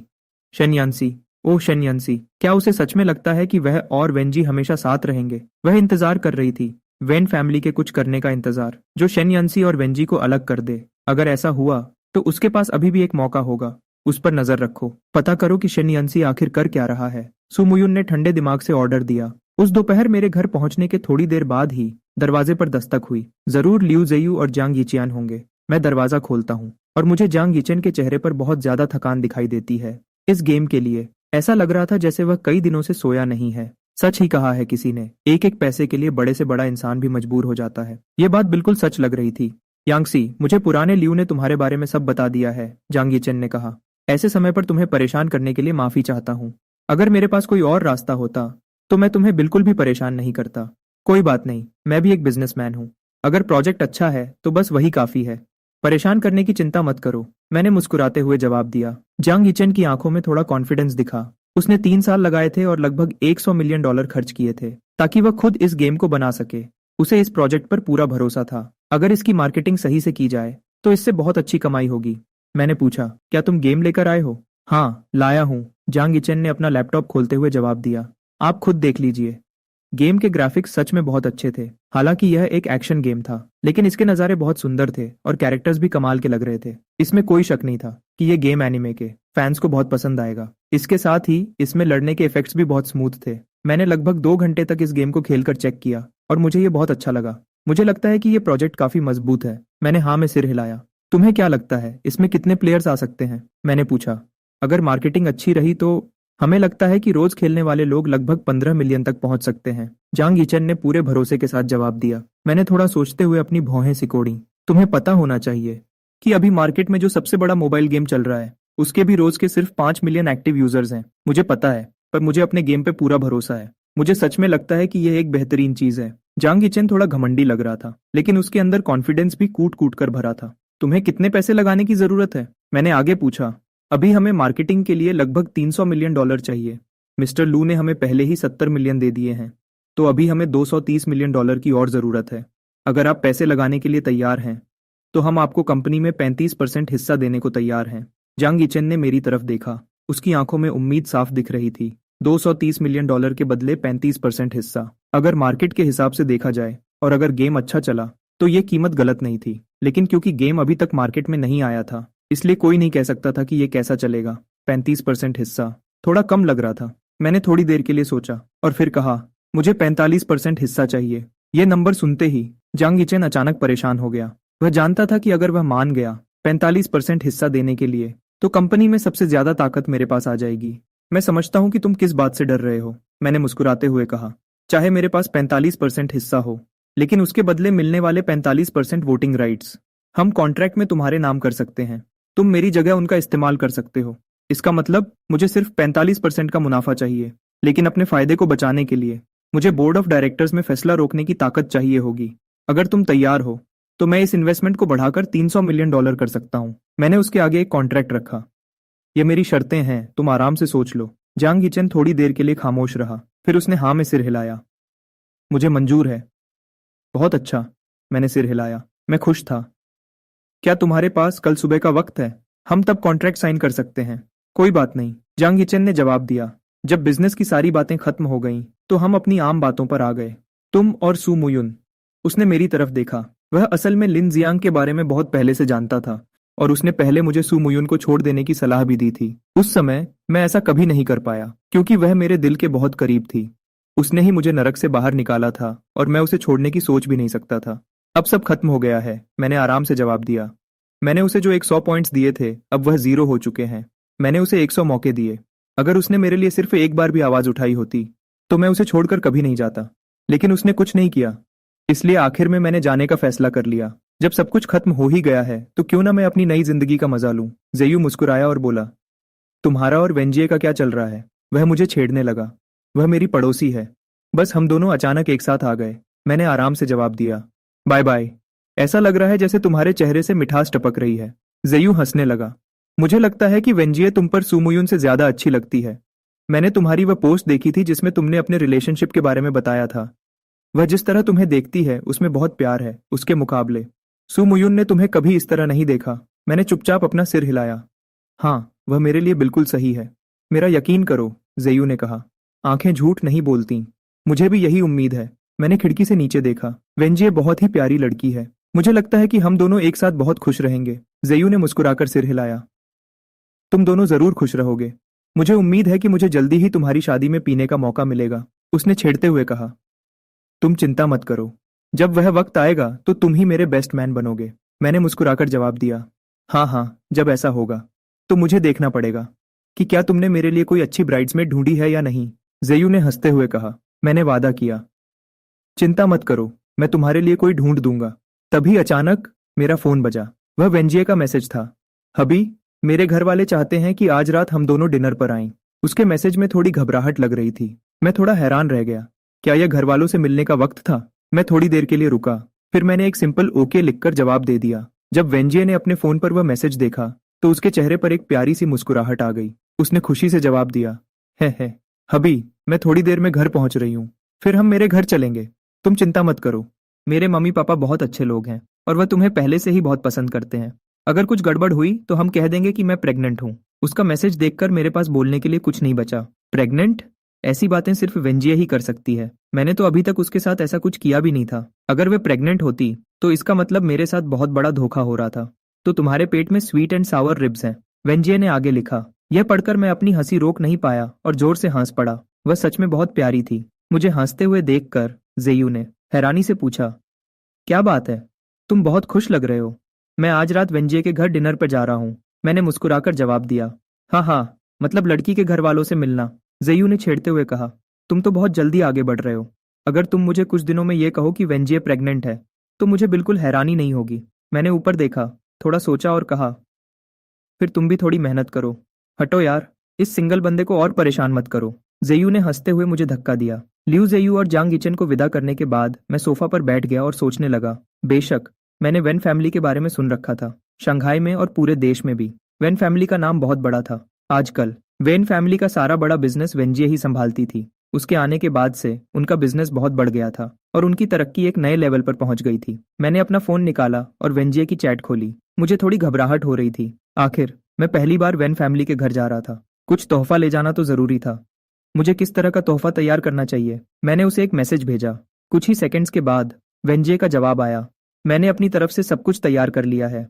तुम चिंता मत करो, मैं हूं ना। मेरे मम्मी पापा ने कहा है कि अगर मैं अपने बॉयफ्रेंड को घर ले आऊं तो वही सबसे बड़ा तोहफा होगा। उसके यह शब्द देखकर मैंने चैन की सांस ली। तो उसने पहले से ही सब कुछ तैयार कर रखा था। मैं उसे कुछ पैसे ट्रांसफर करने ही वाला था, लेकिन उसने मुझे रोक दिया। पागल, तुम्हारे पैसे हों या मेरे पैसे, आखिर में वह हम दोनों के ही तो है ना। अब अच्छे बच्चे बनकर रहो, ठीक है? मैं अब घर आ रही हूँ, वेंजिए ने मजाकिया अंदाज में कहा। अच्छे बच्चे की तरह घर पर मेरे लिए प्यारी सी किस तैयार रखना। उसके भेजे हुए शर्मीले इमोजी को देखकर मैंने मुस्कुराकर जवाब दिया। वक्त धीरे धीरे बीतने लगा। थोड़ी ही देर बाद दरवाजा खुलने की आवाज आई। जब से हमने एक साथ रहना शुरू किया था, मैंने वेंजिए को एक चाबी दे दी थी ताकि वह आराम से आ जा सके। जैसे ही वह अंदर आई, उसने मुझे गले लगा लिया। इससे पहले कि मैं कुछ बोल पाता, उसने कहा, मुझे एक किस चाहिए। वेंजिए ने थोड़ा शरारत से मुस्कुराया। एकदम गहरा वाला फ्रेंच किस। मैंने दरवाजे की तरफ देखा। दरवाजा अभी तक बंद भी नहीं हुआ था। कोई बात नहीं, वैसे भी इस फ्लोर पर सिर्फ हमारे ही 2 अपार्टमेंट्स हैं। अपनी बात खत्म करते ही वह आगे बढ़ी और मुझे किस कर लिया। कुछ मिनट्स बाद जब उसका मन भर गया तो वह धीरे से बोली। मैं हल्का सा मुस्कुराया। मुझे यह थोड़ा मजेदार लगा। मैं तुम्हें ऑफिस में ही किस करना चाहती थी, उसने धीरे से आगे कहा। काश तुम गायब होकर एक जगह से दूसरी जगह जा सकते। जब भी मेरा तुम्हें किस करने का मन करता, तुम तुरंत मेरे सामने आ जाते। मैं एक सेकंड के लिए रुक गया, फिर मैं जोर से हंस पड़ा। क्या मैं सच में इतना अच्छा हूं? चलो, बाकी के किस आज रात के लिए बचा कर रखते हैं, नहीं तो तुम्हारे घर पहुंचने तक मेरे होंठ सूजकर मोटे हो जाएंगे, मैंने उसे छेड़ते हुए कहा। वेंजिए का चेहरा शर्म से लाल हो गया और उसने शर्माते हुए अपना सिर नीचे कर लिया। तो आज रात मुझे चाहिए। उसके इस तरह बोलने से मैं हैरान रह गया। तुम कितनी शरारती हो, मैं बिना चाहते हुए भी हंस पड़ा। हाँ हाँ, वेंजिए ने अपनी बड़ी बड़ी आंखें झपकाईं। प्लीज बस मुझसे वादा करो। उसका ऐसा चेहरा देखकर मैंने हाँ में सिर हिला दिया। हालांकि अंदर से मैं भी थोड़ा एक्साइटेड था। हमें आज रात वेन फैमिली के घर भी जाना था। हम जल्दी से कपड़े बदलने चले गए, क्योंकि मैं वहां पहली बार जा रहा था, इसलिए मैंने एक सूट पहन लिया। कितने हैंडसम लग रहे हो। जब वेंजिए ने मुझे सूट में देखा तो उसकी आंखों में मेरे लिए बहुत प्यार था। मेरा तो तुम्हें घर से बाहर भेजने का मन ही नहीं कर रहा। मुझे डर है कि बाहर जाते ही बहुत से लोग तुम पर फिदा हो जाएंगे। अगर कोई तुम्हें मुझसे छीन कर ले गया तो। मैं मुस्कुराया और उसके बालों को सहलाते हुए बोला, चिंता मत करो, मैं सिर्फ तुम्हारा हूं, मुझे कोई नहीं छीन सकता। वह खुशी से मुस्कुराई। हाँ सही बात है, अगर किसी ने तुम्हें छीनने की कोशिश की तो मैं उन्हें समुंदर में फेंक दूंगी। यह सुनकर मैं अपनी हंसी नहीं रोक पाया और जोर से हंस पड़ा। खुद को तैयार करने के बाद हम जल्दी से नीचे चले गए। तुमने क्या खरीदा है? मैंने पूछा। उसने कहा, मेरे पापा को पुरानी चीजें यानी एंटीक्स बहुत पसंद है, इसलिए मैंने कुछ एंटीक्स खरीदे हैं और मम्मी के लिए एक डिजाइनर बैग लिया है। इतना काफी होना चाहिए। उसका यह कहना सुनकर मुझे थोड़ा अजीब लगा। इस वक्त मुझे सच में ऐसा लग रहा था जैसे मैं किसी अमीर लड़की के खर्चे पर जी रहा हूँ। वैन फैमिली का पुराना घर शहर के बाहर यानी सबर्ब्स में था। वह तेतल एक पुराने ढंग का चाइनीज घर था जो जांगनन स्टाइल में बना हुआ था। बाहर से देखने पर वह बहुत ही पुराना और सुंदर लगता था। गाड़ी आराम से वैन फैमिली के घर के बड़े दरवाजे के अंदर चली गई। घर के बाहर कोई पहले से ही इंतजार कर रहा था। मालकिन साहब, आप लोग आ गए। घर के एक नौकर ने मुस्कुराते हुए हमारा स्वागत किया। वेंजिए ने हाँ में सिर हिलाया और अपने पास खड़े इंसान को सारे गिफ्ट्स दे दिए। फिर उसने मेरा हाथ थामा और हम दोनों एक साथ अंदर चले गए। इसी बीच शहर के दूसरी तरफ सुमोयान को भी यह खबर मिल गई। मालकिन, वहां के लोगों ने खबर दी है। आज दोपहर के लगभग 4 बजे मिस्टर शेन और मिस वैन फैमिली के घर गए हैं। यह खबर सुनकर सुमोयान थोड़ी हैरान रह गई। घर जा रहे हैं? क्या इसका मतलब है कि वह माता पिता से मिल रहे हैं? क्या तुम पक्का कह सकते हो? सुमोयान की आवाज थोड़ी कांप रही थी और वह थोड़ी परेशान लग रही थी। हाँ मालकिन, उस आदमी ने अपना सिर नीचे रखा क्योंकि उसे समझ नहीं आ रहा था कि क्या जवाब दे। सुमोयान ने गुस्से में अपने दांत पीसे और एकटक देखने लगी। उसके चेहरे पर गुस्सा और बेचैनी साफ दिखने लगी थी। जब वो दोनों बाहर आएंगे तो मुझे तुरंत बताना। उस आदमी ने जल्दी से सिर हिलाया। जी समझ गया। कुछ मिनट्स बाद सुमोयान ने फिर से पूछा, क्या वह अभी तक बाहर आया? मालकिन, मिस्टर शेन अभी तक बाहर नहीं आए हैं, उस आदमी ने धीमी आवाज में जवाब दिया। यह सुनकर सुमोयान बिल्कुल भी शांत नहीं बैठ पाई। वह खिड़की के पास गई और उसकी आंखों में गुस्सा और चिंता साफ दिख रही थी। वो दोनों आज रात क्या बातें कर रहे होंगे। इस वक्त वैन फैमिली की मुलाकात भी अब खत्म होने वाली थी। मिस्टर वैन ने काफी ज्यादा पी ली थी, इसलिए वह आराम करने चले गए। मैं भी अपने कमरे में लेटा हुआ था। हालांकि अभी तक मेरा नशा थोड़ा कम था, लेकिन अगर मैं थोड़ी और पीता तो बिल्कुल बेहोश हो जाता। जैसे ही मैं अपना फोन रखकर आराम करने वाला था, मेरे फोन की घंटी फिर से बज उठी। हबी, जल्दी से मेरे लिए दरवाजा खोलो, वेंजी की आवाज आई। दरवाजा आई। मैं हैरान रह गया जब जीई यहाँ थी। रुको, हम उसके अपने ही घर में हैं और वह चुपके से यहाँ आ रही है। जब वेंजी ये दरवाजे पर खड़ी थी तो उसके गाल थोड़े लाल थे। वह इधर उधर देख रही थी। थोड़ा शर्माते हुए उसने मुझे दरवाजा खोलने को कहा। वह तुरंत अंदर आ गई, जैसे उसे डर था कि कोई उसे देख न ले। क्या तुम्हें पकड़े जाने का डर नहीं है? मैंने उसे छेड़ते हुए पूछा। वैन जी का चेहरा और भी लाल हो गया। उसने मुझे धीरे से मारा। यह सब तुम्हारी गलती है। अगर तुम न होते तो मैं ऐसा कभी नहीं करती। मैं मुस्कुराया और उसके आगे बढ़े हुए हाथ को देखा और मैंने उसे अपनी गोद में उठा लिया। मैंने उसे धीरे से बिस्तर पर लेटा दिया। मुझसे अभी भी अल्कोहल की खुशबू आ रही थी। वेंजी ये मेरे सीने से लग गई और धीरे से बोली, मैं बहुत खुश हूँ। कितनी खुश? बस बहुत बहुत ज्यादा खुश। वेंजी मुस्कुराई और अपना चेहरा मेरे सीने में छुपा लिया। अब से हर रोज हम बिल्कुल ऐसे ही रहेंगे, मैंने धीरे से कहा। वेंजी ने मेरी तरफ ऊपर देखा। उसकी आंखों में ढेर सारा प्यार था। हाँ बिल्कुल, हर एक दिन। वहां का माहौल बिल्कुल परफेक्ट था। मैंने अचानक थोड़ा मुस्कुराते हुए अपनी आवाज धीमी की। लेकिन क्या तुम्हें नहीं लगता कि हम चोरी छिपे मिल रहे हैं? जीई एक सेकंड के लिए रुक गई। फिर उसे जल्दी ही समझ आ गया कि मेरे कहने का क्या मतलब था। उसका चेहरा तुरंत एक पकाए हुए सेब की तरह लाल हो गया। उसने मुझे गुस्से से देखा और कहा, अरे यार, चिंता मत करो, मेरा पति वापस नहीं आने वाला। आज की रात मैं पूरी तरह तुम्हारी हूँ। यह बात बोलते ही वह खुद बहुत ज्यादा शर्मा गई। उसकी आंखों में थोड़ी शर्म थी। वेंजी ने मुझे नीचे धकेला और धीरे से मेरे ऊपर लेट गई। एक बिल्ली की तरह मुझसे लिपट गई। मैंने आराम से अपना हाथ उसकी कमर पर रख दिया। मैंने धीरे से कहा, मुझे तुम्हें एक बात बतानी है। क्या बात है? वेंजी ये मेरे सीने से लगकर मेरे दिल की धड़कन सुनने लगी। उसकी आंखें सुकून से भरी थीं। मैं एक गेमिंग कंपनी में पैसे लगाने का सोच रहा हूँ। मैं कल कॉन्ट्रैक्ट साइन करने वाला हूँ। टैब जी ने अपना सिर उठाया, मेरी तरफ देखा और हाँ में सिर हिलाया। ठीक है। क्या तुम्हारे पास काफी पैसे हैं? अगर नहीं है तो मेरे पर्सनल अकाउंट में 10 बिलियन से ज्यादा पैसे हैं। मैंने अपनी आईब्रो उठाई। यह लड़की सच में एक शुगर मॉमी है। जरूरत नहीं है, मेरे पास काफी हैं। मैं तो बस तुम्हें बताना चाहता था। आखिरकार अब तुम मेरी वाइफी हो। वाइफी शब्द सुनते ही उसकी आंखें तुरंत चमक उठीं। उसने मेरा कॉलर खींचा और नखरे से बोली, एक बार फिर से कहो, तुम क्या सुनना चाहती हो? तुम्हें पता है क्या? वेंजी ने अपना मुंह बनाया। उसकी आंखों में थोड़ी शरारत थी। मैंने जानबूझकर उसे छेड़ते हुए कहा, क्या सुनना है? हबी, जल्दी से बोलो ना। जीई ने धीरे से कहा। उसका चेहरा शर्म से लाल हो रहा था। अगर बोलोगे तो एक इनाम मिलेगा। मैं हंसा और उसकी बात मानते हुए धीरे से बोला, पाइफी। सच में वेंजी की आंखें खुशी से छोटी हो गईं। वह थोड़ा नखरे से आगे बढ़ी और मेरे गाल पर एक प्यारा सा किस किया। यह तुम्हारा इनाम है। बस इतना ही? मुझे लगा तुम मुझे 2 किस दोगी। मुझे नहीं पता था कि सिर्फ एक ही मिलेगा। मैंने उदास होने का नाटक किया। टैब जीई ने शर्माते हुए मेरे सीने पर धीरे से मारा। गंदे ख्याल दिमाग में लाना बंद करो। अगली सुबह जल्दी जीई ने एक अलार्म लगाया। जब उसकी फैमिली का ध्यान नहीं था तब वह न चाहते हुए भी वहां से चुपके से निकल गई। जाने से पहले उसने मुझे कुछ मिनट्स तक किस किया और कहा कि यह दिन के किसेस का एडवांस है। ब्रेकफास्ट के बाद मैं उसे गाड़ी से वापस छोड़ने गया। उसने अपने ड्राइवर को उसे लेने के लिए बुलाया, जबकि मैं उसकी लग्जरी कार लेकर वापस घर आया। एक बहुत महंगी कार की ड्राइवर सीट पर बैठकर मुझे लगा कि यह मेरी अपनी कार से कुछ ज्यादा अलग नहीं थी, जिसकी कीमत इससे बहुत कम थी। लिफ्ट का दरवाजा खुला। एक नजर में मैंने सुमुइन को अपने दरवाजे पर खड़े देखा। वह पूरी रात नहीं सोई थी। उसकी आंखों के नीचे काले घेरे बन गए थे और वह मुझे गुस्से से घूर रही थी। तुम वैन फैमिली के पास गए थे? सुमुइन की आवाज धीमी थी। मैंने गुस्से से देखा। क्या तुमने किसी से मेरा पीछा करवाया? सुमुइन ने कोई जवाब नहीं दिया। उसने बस फिर से पूछा, तुम वैन फैमिली के पास गए थे? क्या इससे कोई फर्क पड़ता है? मैंने बिना किसी परवाह के जवाब दिया। सुमुइन थोड़ा पीछे हटी। पहले मैंने उससे कभी इस तरह बात नहीं की थी। क्या तुम दोनों शादी कर रहे हो? उसने धीरे से पूछा। उसकी आवाज में थोड़ी सी कपकपी थी। शायद मैंने आराम से जवाब दिया। सुमुयुन का चेहरा पीला पड़ गया। ऐसा लगा जैसे उसने कभी सोचा भी नहीं था कि एक दिन मैं किसी और लड़की से शादी कर लूंगा। तुम कब तक ऐसे नखरे दिखाते रहोगे? सुमुयुन ने मुझे घूरा।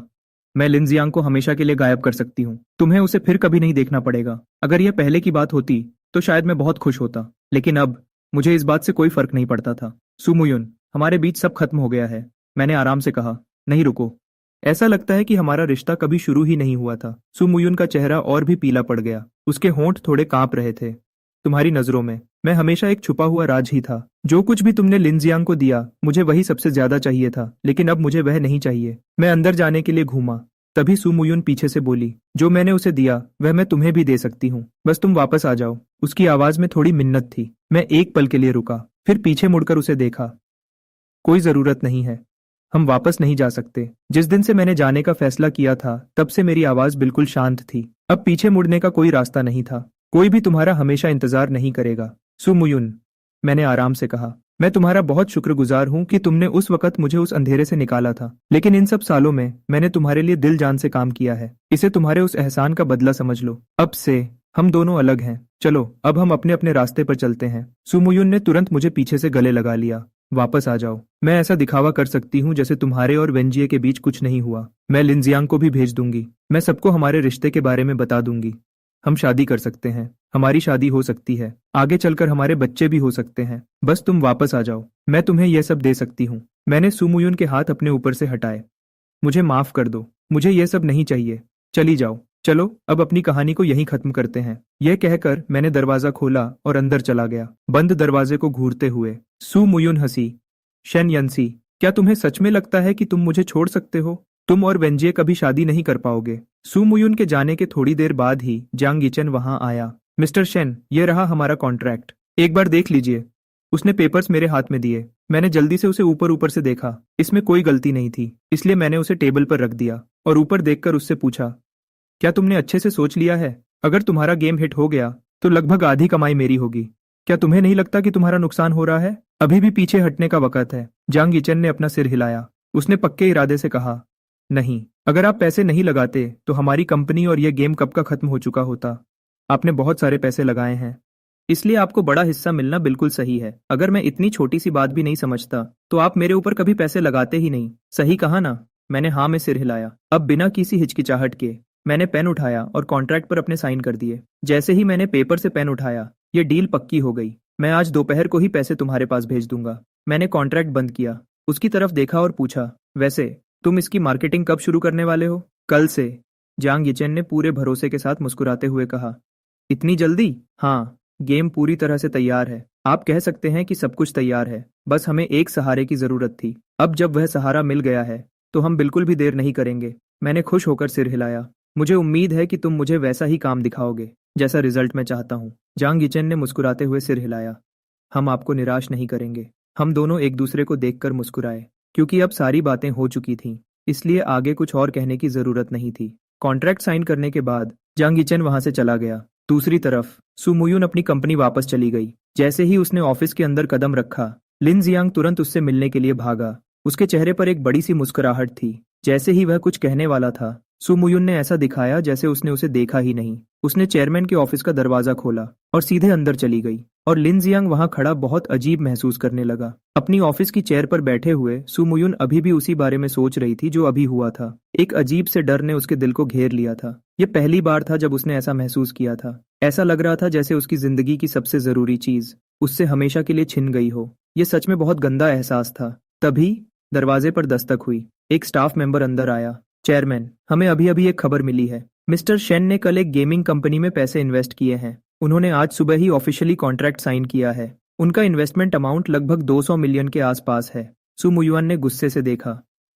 कौन सी गेमिंग कंपनी? हमने इसकी जांच की है। ये एक एनिमे स्टाइल की गेमिंग कंपनी है। उन्होंने पहले ही एक प्रोडक्ट बना लिया है, लेकिन देश में पहले कभी कोई एनिमे स्टाइल गेम हिट नहीं हुआ है, इसलिए कोई भी इन्वेस्टर उन्हें पैसे देने को तैयार नहीं था।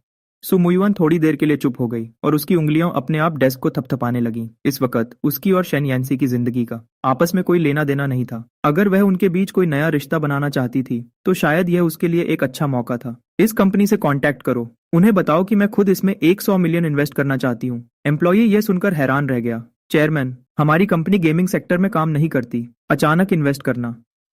सू मुयुआन की आवाज बहुत ठंडी थी। मैंने कहा ना कि यह मेरा पर्सनल इन्वेस्टमेंट है। इसका कंपनी से कोई लेना देना नहीं है।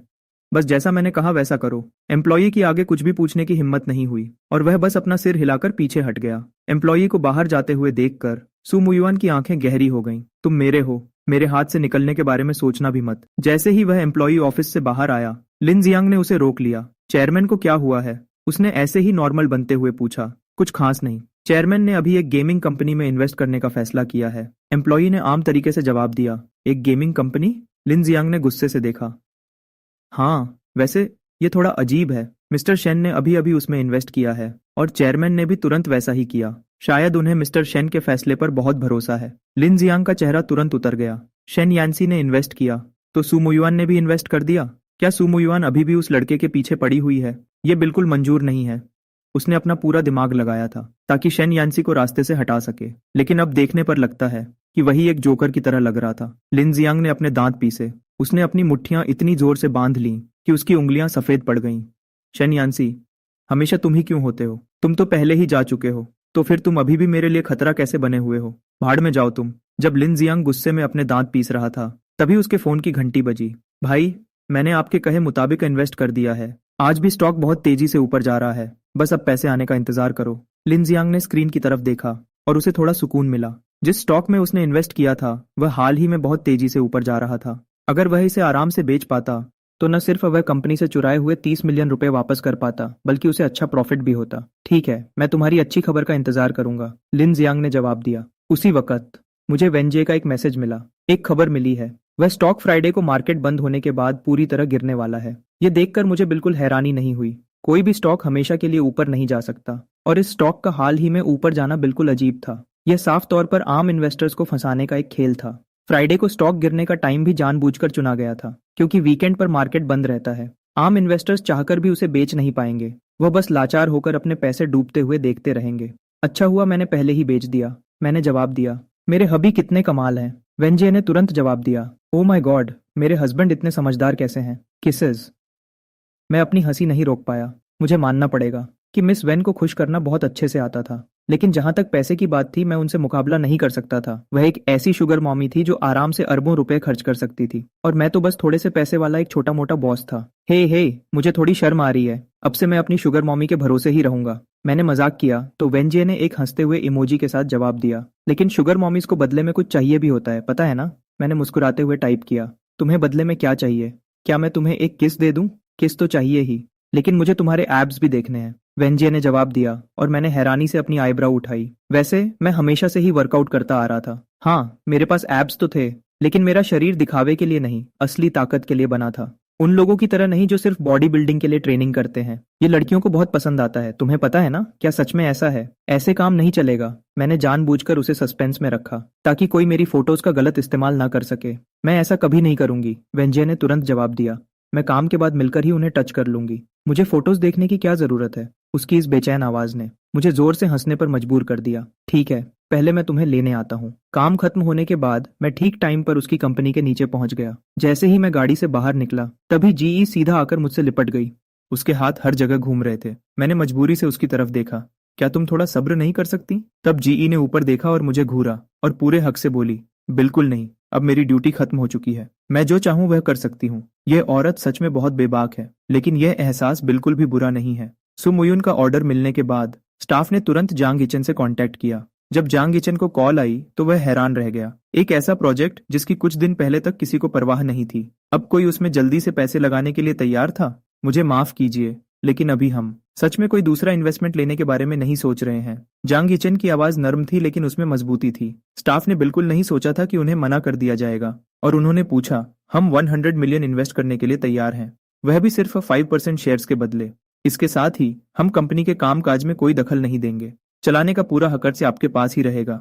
हम सिर्फ अपना मुनाफे का हिस्सा लेंगे। जांग इचन सोच में पड़ गया। ये शर्तें इतनी अच्छी थीं कि यकीन करना मुश्किल था। उसे समझ नहीं आ रहा था कि दुनिया में कोई इतना बड़ा दिल वाला इन्वेस्टर कैसे हो सकता है। लेकिन मैं अच्छे से जानता था सु मुयुन को। इस बात से कोई फर्क नहीं पड़ता था कि इस 100 मिलियन से कोई फायदा होगा या नहीं। उसे तो बस मुझसे मिलने का एक मौका चाहिए था। अगर कोई दिक्कत नहीं है तो हम आज ही कॉन्ट्रैक्ट साइन कर सकते हैं, स्टाफ ने जोर देते हुए कहा। जांग इचन ने थोड़ी देर सोचा। हालांकि जो पैसे मैंने दिए थे वह अभी के मार्केटिंग प्लान के लिए काफी थे, लेकिन इस एक्स्ट्रा 100 मिलियन के साथ वह बहुत बड़े लेवल पर मार्केटिंग कैंपेन शुरू कर सकते थे और इसके नतीजे और भी अच्छे होते। जांग इचन कुछ सेकंड्स के लिए हिचकिचाया और फिर उसने हाँ में सिर हिलाया। ठीक है, चलिए कॉन्ट्रैक्ट की बातों पर बात करते हैं। जल्दी ही कॉन्ट्रैक्ट साइन हो गया। स्टाफ वापस ऑफिस आया और उसने सु मुयुन को रिपोर्ट दी। द चेयरमैन, सामने वाले ने हमारा इन्वेस्टमेंट स्वीकार कर लिया है। कॉन्ट्रैक्ट तैयार है। सु मुयुन ने बिना किसी दिलचस्पी के जवाब दिया। स्टाफ ने हिम्मत जुटाई और उसकी तरफ देखा। चेयरमैन, क्या आपने इस कंपनी में ब्रदर शेन के लिए इन्वेस्ट किया है? कुछ देर के लिए वहां बिल्कुल खामोशी छा गई। सुमुयुन ने गुस्से से ऊपर देखा। बाहर जाओ। जब वे आईं तो उन्हें सीधा मेरे ऑफिस में लेकर आना। सुमुयुन ने इस बात से इनकार नहीं किया। दरवाजा बंद होने के बाद वह अपनी चेयर पर पीछे हो गई, छत की तरफ देखने लगी और धीरे से बोली, अगर वह ना होता तो मैं इस कंपनी में इन्वेस्ट क्यों करती? शेन यांगसी, काश तुम अभी भी मेरे साथ होते। जब जांग इचन कंपनी पहुंचा तो लिन जियांग वहां बाहर ही था। उसे देखकर उसे पहले ही पता चल चुका था कि सू मुयुन ने इस कंपनी में इन्वेस्ट किया है 100 मिलियन, वह भी बहुत ही आसान शर्तों पर। उसे तुरंत समझ आ गया कि सू मुयुन का निशाना शेन यांगसी है। लिन जियांग ने अपनी मुट्ठी भींची। उसकी आंखें गुस्से से लाल हो गईं। जो पैसे सू मुयुन ने उसे दिए थे वह कुल मिलाकर सिर्फ कुछ मिलियन ही थे, लेकिन अब शेन यांगसी के लिए उसने आराम से 100 मिलियन दे दिए। क्यों? ये मेरे लिए क्यों नहीं था? कॉन्फ्रेंस रूम में दोनों के कॉन्ट्रैक्ट साइन करते ही उनकी पार्टनरशिप पक्की हो गई। पैसे 1 घंटे के अंदर आपके अकाउंट में आ जाएंगे। सू मुयुन की आवाज बिल्कुल शांत थी। जांग इचन ने सिर हिलाया। शुक्रिया चेयरमैन सू। वह थोड़ा रुका और उसने हैरानी से पूछा, सच कहूं तो मुझे समझ नहीं आया, आप बिजनेस की दुनिया में इतनी बड़ी हस्ती हैं, आपने इतने सारे पैसे क्यों लगाए, वह भी ऐसी आम शर्तों पर? सू मुयुन धीरे से मुस्कुराई। मुझे आपकी कंपनी से कोई मतलब नहीं है और ना ही मुझे इस 100 मिलियन की परवाह है। मैं तो कुछ और ही चाहती हूँ। जांग यिचेन को अचानक उन अफवाहों की याद आई जो उसने हाल ही में सुनी थी। ऐसा लगता था कि शेन यांगशी ही इस इन्वेस्टमेंट की असली वजह था। उसे थोड़ी जलन महसूस हुई। मैं समझ गया। जांग यिचेन मुस्कुराया। लेकिन आप बेफिक्र रहिए, मैं अपने इन्वेस्टर्स के लिए हमेशा जिम्मेदार रहता हूँ। यह बात मिस्टर शेन के लिए भी सच है और आपके लिए भी। मुझे ऐसी ही उम्मीद है। सू मुयुन की आवाज बिल्कुल सपाट थी, जिसमें उसके जज्बात छुपे हुए थे। जांग यिचुन को विदा करने के बाद सू मुयान ने अपनी मुट्ठी बंद की। उसके चेहरे पर एक ठंडी मुस्कान थी। इस खबर को सब जगह फैलने दो, उसने अपने असिस्टेंट से कहा। मेरा आदमी हमेशा मेरा ही रहेगा, वह उसे मुझसे कभी नहीं छीन सकती। यह खबर जल्दी ही फैल गई। सू मुयान के गेमिंग कंपनी में इन्वेस्ट करने की खबर पूरे बिजनेस वर्ल्ड में आग की तरह फैल गई। लिन जियांग को भी यह खबर मिली। उसने पूरे दिन अपने गुस्से को रोक कर रखा और आखिरकार वह गुस्से में सू मुयान के ऑफिस में घुस गया। मुयान। सू मुयान ने उसकी तरफ देखा। उसके दिल में नफरत पैदा हो गई। यह आदमी उसके सामने गिड़गिड़ा रहा था, अपनी बेचारी शक्ल दिखाकर हमदर्दी पाने की कोशिश कर रहा था। लेकिन शेन यंशी कभी ऐसा नहीं था। चाहे उसे कितना भी दुख मिला हो या उसे इग्नोर किया गया हो, उसने कभी खुद को गिरने नहीं दिया। वह बस चुपचाप पीछे हट गया और चला गया। इस बात ने अचानक उसे एहसास दिलाया कि उस वक्त लिन जियांग को चुनना उसकी सबसे बड़ी गलती थी। अगर कुछ कहना है तो कहो, सू मुयान ने ठंडे ढंग से कहा। लिन जियांग ने अपनी नाक सिकोड़ी। उसकी आंखें लाल थीं। क्या आपके दिल में अभी भी शेन भाई के लिए जगह है? सू मुयान ने कोई जवाब नहीं दिया। इसके बजाय उसने उसकी तरफ देखा और अचानक बोली, लिन जियांग, तुम्हें क्या लगता है कौन सी पोस्ट तुम्हारे लिए सही है? सेक्रेटरी की। और क्या? लिन जियांग हैरान रह गया। उसे समझ नहीं आया कि उसके कहने का क्या मतलब है। सू मुयान मुस्कुराई। उसका तरीका बिल्कुल आम था। तुम्हारी सैलरी पहले जैसी ही रहेगी, लेकिन तुम्हारी पोस्ट को बदलना पड़ेगा। लॉजिस्टिक्स डिपार्टमेंट में जाओ। Logistics department? लिन जियांग का दिमाग सुन्न हो गया, जैसे कोई धमाका हुआ हो। लॉजिस्टिक्स डिपार्टमेंट कंपनी का सबसे निचला हिस्सा था, जिसका काम बस ऑफिस का सामान खरीदना था। वहां होने या न होने का कोई मतलब नहीं था। अगर वह वहां गया तो वह पूरी तरह से मौका खो देगा सू मुयान से बात करने का। मुयान, मैं तुमसे भीख मांगता हूं, मुझे लॉजिस्टिक्स में मत भेजो प्लीज, उसने गिड़गिड़ा कर कहा। उसकी आंखों से आंसू बहने लगे। लिन जियांग, जाओ। सू मुयान का चेहरा बिल्कुल शांत था।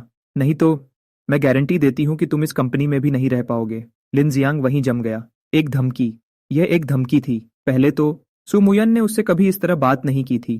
लिन जियांग का चेहरा पीला पड़ गया। उसे आखिरकार समझ आ गया कि उसे पूरी तरह छोड़ दिया गया है। जब लिन जियांग अपना सामान पैक कर रहा था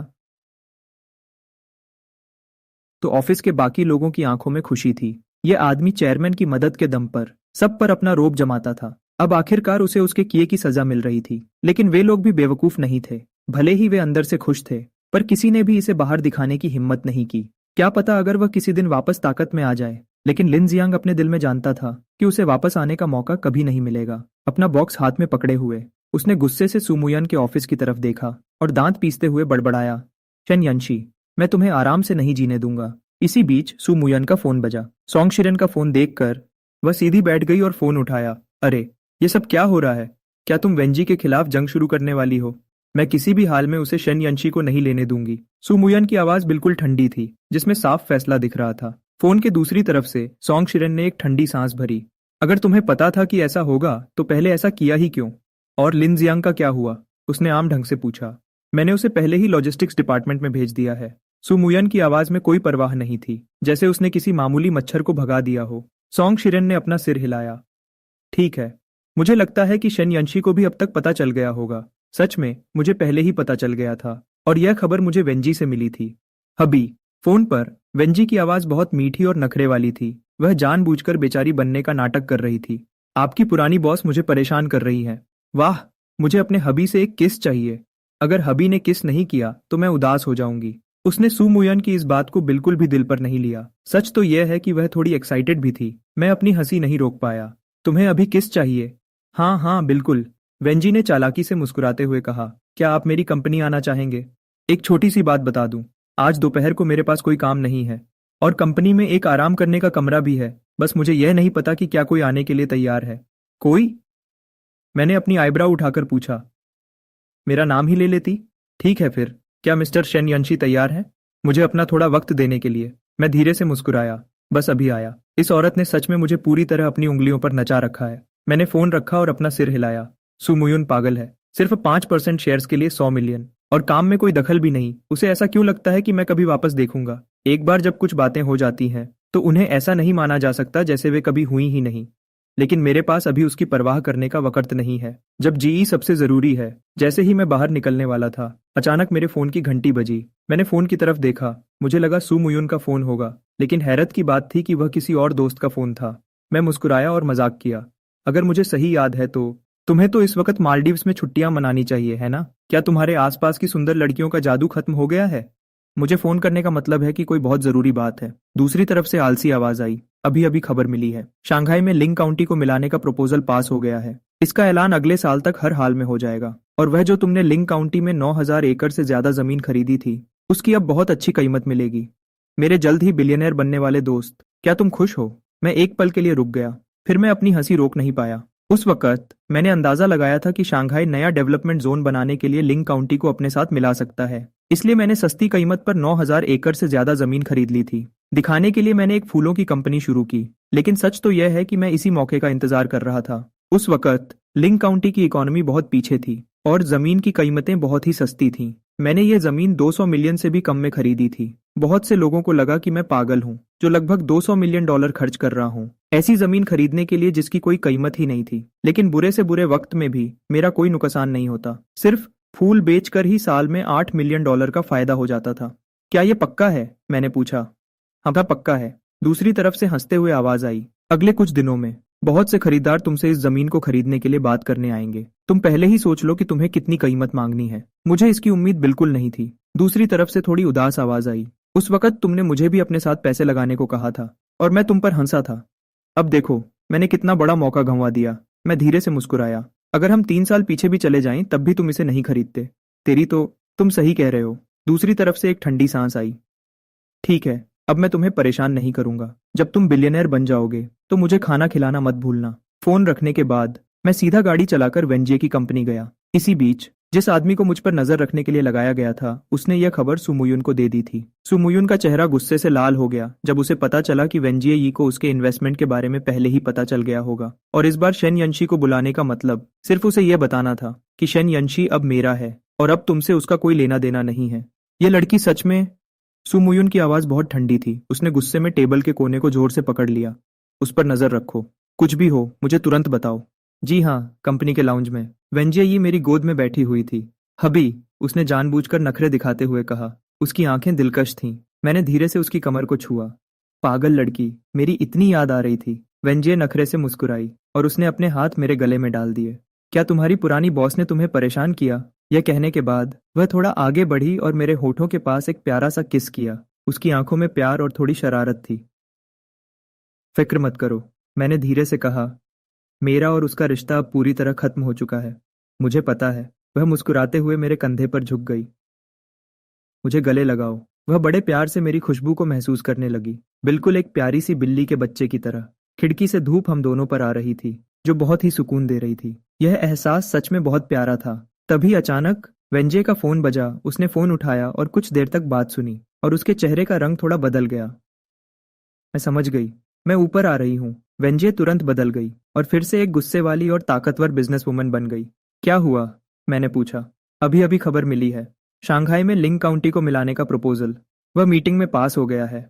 इसका ऐलान कल शाम 7 बजे तक हर हाल में हो जाएगा। मैंने अपनी आईब्राव उठाई और मुस्कुराया। लेकिन मुझे याद है तुम्हारी कंपनी रियल एस्टेट में पैसे नहीं लगाती है ना? वेंजिए ने हाँ में सिर हिलाया। हाँ, हम नहीं लगाते। मैं तो बस हैरान हो रही हूँ। मुझे लगता है कि इस बदलाव से बहुत से लोग जल्द ही बिलियनर बनने वाले हैं। सही कहा। जैसे कि मैंने वेंजिए की तरफ देखा और मुस्कुराते हुए कहा। वेंजिए ने मुझे हैरानी से देखा। इसका तुमसे क्या लेना देना? मैं आराम से मुस्कुराया।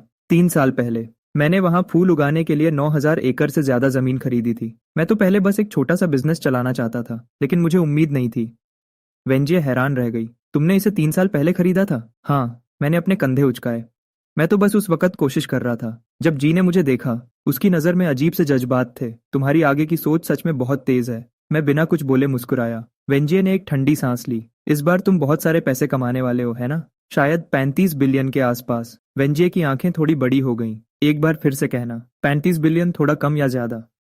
मैंने यह आम बात की तरह कहा। वेंजुई ने मुझे एक पल के लिए खाली नजरों से देखा, फिर वह अचानक हंस पड़ी। अगर ऐसी बात है, तो अब से मैं खाने पीने के लिए अपने पति पर ही भरोसा कर सकती हूँ। उसी वक्त सू मुयन अभी भी अपने ऑफिस में थी। उसका चेहरा हर मिनट गुस्से से खराब होता जा रहा था। इस बार उसने जंग का ऐलान कर दिया था, लेकिन दूसरी तरफ वाले ने बस शेन यान्सी को बुला लिया। कौन जाने वह दोनों क्या कर रहे थे? क्या वह अभी तक बाहर नहीं आया? सू मुयुन ने अपने पास खड़े स्टाफ के बंदे को देखा और बहुत ठंडी आवाज में बोली। उसका काम करने वाला थोड़ा कांप रहा था। उसकी आंखों में देखने की हिम्मत नहीं हो रही थी। चेयरमैन, मिस्टर शेन अभी तक नहीं गए हैं। सुमोन ने अचानक एक अजीब हंसी हंस दी। उसके नाखून उसकी हथेलियों में धंस गए थे। वेंजिए, मुझे उम्मीद नहीं थी कि तुम इतनी बेरहम निकलोगी। ठीक है, देखते हैं कि आखिर में कौन जीतता है। जबकि सू मुयुआन का दिमाग खराब हो रहा था, वेंजिए मेरी बाहों में आराम से लेटी हुई थी और बहुत खुश थी। उसने धीरे से मेरी गर्दन पर काटा और बीच बीच में किस कर रही थी, जैसे वह अपना हक जता रही हो। मेरी गर्दन पर अब तुम्हारी लार लग गई है, मैंने मजबूरी में कहा। वेंजिए का चेहरा थोड़ा लाल हो गया। उसने गुस्से से सांस ली। मेरी लार से मीठी खुशबू आती है। अगर यकीन नहीं है तो चख कर देख लो। इससे पहले कि मैं कुछ बोलता, उसने खुद आगे बढ़कर मुझे बिस्तर पर गिरा दिया और मुझे किस करने के लिए नीचे झुकी। उसके होंठ थोड़े ठंडे थे, नरम और गीले, थोड़े से जोर के साथ, जैसे उसने मुझ पर अपना निशान छोड़ने की ठान ली हो। जैसे ही माहौल गर्म होने लगा, मेरा फोन अचानक बज उठा। मैंने ठंडी सांस ली और फोन उठाया। एक अनजान नंबर था। हेलो? दूसरी तरफ से एक भारी और मजबूत मर्दाना आवाज आई। हेलो, क्या आप मिस्टर शेन हैं? मैं गु मिंग्युअन हूँ, जियामिंग रियल एस्टेट का चेयरमैन। मैं थोड़ा हैरान रह गया। देश की सबसे बड़ी रियल एस्टेट कंपनी, 3.79 ट्रिलियन की मार्केट वैल्यू वाली एक बहुत बड़ी कंपनी और देश का सबसे अमीर आदमी। ये आदमी मुझे खुद फोन क्यों कर रहा था? मैंने थोड़ा बहुत अंदाजा लगा लिया कि वह क्यों फोन कर रहा है। चेयरमैन गु, मैं आपकी क्या मदद कर सकता हूँ? मिस्टर शेन, आपने शंघाई के बारे में खबर तो सुन ही ली होगी। वह लिंग काउंटी को अपने साथ मिला रहा है ना? गु मिंग्युआन बिना किसी जल्दी के आराम से बोल रहा था। हमारी जियामिंग रियल एस्टेट लेन काउंटी के रियल एस्टेट में पैसा लगाना चाहती है। हम उस जमीन के बारे में बात करना चाहते हैं जो आपके पास है। उसके कहने का मतलब साफ था, जब तक आप बेचने को तैयार हैं, पैसे की कोई बात नहीं है। चेयरमैन गु सच में बहुत बड़े दिल वाले हैं। मैं मुस्कुराया। मैं जानना चाहता हूं कि आप क्या कीमत देने को तैयार हैं। जू मिंग्युआन ने एक पल के लिए सोचा। 40 बिलियन से शुरू करते हैं। उसकी आवाज में भरोसा था। जियामिंग रियल एस्टेट के पास बहुत पैसा है। कॉन्ट्रैक्ट साइन होने के 3 दिन के अंदर पेमेंट कर दी जाएगी। अगर आप खुश नहीं हैं, तो हम मिलकर पूरी बात कर सकते हैं। 40 बिलियन डॉलर कोई छोटी रकम नहीं थी, लेकिन मुझे यह भी पता था कि जियामिंग रियल एस्टेट के पैसे के लेन देन में हाल ही में कुछ परेशानी आई थी। वह जमीन खरीदकर पैसा जुटाना चाहते थे और मार्केट में अपना भरोसा बनाए रखना चाहते थे। शायद अगले 5 साल के लिए अपने पैसे के बचाव पर दांव लगा रहे थे। चेयरमैन गु, मैं बिजनेस में जल्दी काम करने को पसंद करता हूँ। मेरी आवाज शांत थी। पैसा 3 दिन के अंदर आ जाना चाहिए। यह बात कॉन्ट्रैक्ट में लिखी होनी चाहिए। मैं थोड़ा रुका और आगे कहा, साइन करने वाले दिन ही आपको 3 बिलियन कैश देने होंगे। अगर पूरा पैसा 3 दिन के अंदर नहीं आया, कॉन्ट्रैक्ट खत्म हो जाएगा और वह 3 बिलियन मेरे हो जाएंगे। फोन की दूसरी तरफ कुछ सेकंड्स के लिए खामोशी छा गई। फिर गु मिंग्युआन जोर से हंस पड़ा। साफ बात है, कोई परेशानी नहीं है। तो कल सुबह 9 बजे शंघाई में आप कोई भी जगह चुन सकते हैं। ठीक है, मैं आपको थोड़ी देर में एड्रेस भेज दूंगा। फिर कल मिलते हैं। फोन रखने के बाद वेंजिए ने मुझे हैरानी से देखा। 40 बिलियन? मैंने हाँ में सिर हिलाया। वेंजिए ने एक पल के लिए सोचा। उसके होंठ थोड़े से मुस्कुराए। अगर मैं तुम्हारी जगह होती, तो मैं इसकी कीमत 55 बिलियन डॉलर कर देती। यह सुनकर मैंने थोड़ी अपनी भौहें सिकोड़ी। क्यों? जब वेंजिए ने मेरे कंधे पर अपना सिर रखा, उसकी आवाज बिल्कुल आरामदेह थी। जिमिंग रियल एस्टेट को हाल ही में पैसे की थोड़ी दिक्कत चल रही है। उन्हें अगले 5 साल के लिए सबसे ज्यादा पैसे की जरूरत है। तुम्हारी जमीन सिर्फ एक प्रॉपर्टी नहीं है, बल्कि मार्केट में उनका भरोसा बनाए रखने का एक बड़ा जरिया है। इसलिए तुम चाहे जितने भी पैसे मांगो, वे किसी तरह भी तुम्हारी बात मान जाएंगे। मैं कुछ सेकंड्स के लिए चुप रहा और फिर मुस्कुराया। मिस वेन सच में बिजनेस में बहुत तेज हैं। बिल्कुल। वेनजे ने गर्व से अपना सिर उठाया। मेरे पति का कोई नुकसान नहीं होना चाहिए। वह अचानक सीधी बैठ गई और सीरियस होकर बोली, कल की मीटिंग के लिए मैं तुम्हारे साथ अपनी कंपनी के लॉयर्स को भेजूंगी। तुम मेरी इतनी मदद क्यों कर रही हो? तभी जी ने आगे बढ़कर मेरी ठोड़ी को पकड़ा और चालाकी से मुस्कुराते हुए बोली, क्योंकि बिल्कुल मैं तुम्हारी औरत हूं। दूसरी तरफ सुमुयन को भी जल्दी ही खबर मिल गई जब उसे पता चला कि मैंने 3 साल पहले लिंक काउंटी में सस्ते दाम पर जमीन खरीदी थी और अब मैं उसे बहुत बड़े दाम पर बेचने वाला था। उसका चेहरा अचानक से उतर गया। उसका अंदाजा इतना सही कैसे हो सकता है? सॉन्ग शुरेन उसके सामने बैठा था और उसने अपने कंधे उचकाए। सच कहूं तो मुझे लगता है कि शेन यान्सी हम सबसे ज्यादा समझदार है। सु मुयान ने अपने सामने रखा वाइन ग्लास उठाया और एक ही बार में पी गई। कुछ महीने पहले तक मैं उसकी कंपनी में एक एम्प्लॉई था जिसे साल के $1 मिलियन मिलते थे। उसे लगता था कि अगर मैं उसे छोड़ दूंगा तो कुछ नहीं कर पाऊंगा। लेकिन अब मैंने न सिर्फ सब कुछ बदल दिया है, बल्कि मैं शंघाई के सबसे बड़े लोगों के बराबर खड़ा हूं। अगर तुम्हें पता होता कि ऐसा होगा तो तुमने पहले ऐसा किया ही क्यों? सॉन्ग शुरेन ने धीरे से आह भरी। उस रात जब मैं घर पहुंचा, वेंजे के हाथ में 2 बैग्स थे। वह खुशी से भागती हुई मेरे पास आई। अभी देखो, मैंने हम दोनों के लिए एक जैसे पजामास खरीदे हैं। मैंने नीचे देखा, एक डायनासोर वाला था और एक खरगोश वाला। क्या तुम सच में चाहती हो कि मैं ये पहनूं? मेरा चेहरा अजीब सा बन गया। बिल्कुल। वेंजे ने अपने दोनों हाथ अपनी कमर पर रखे। उसकी आवाज ऐसी थी कि मैं मना नहीं कर सकता था। जल्दी से इसे पहन लो, नहीं तो मैं गुस्सा हो जाऊंगी। मैं उससे जीत नहीं सकता था। मेरे पास कोई रास्ता नहीं था, इसलिए मैंने हरे रंग का डायनासोर पजामा पहन लिया। उसने खरगोश वाला पजामा पहना, सफेद और नर्म। वह बहुत ही प्यारी लग रही थी। वेंजे मेरे पास आई। हबी, चलो एक फोटो लेते हैं और इसे मोमेंट्स पर पोस्ट करते हैं। मैं मुस्कुराया।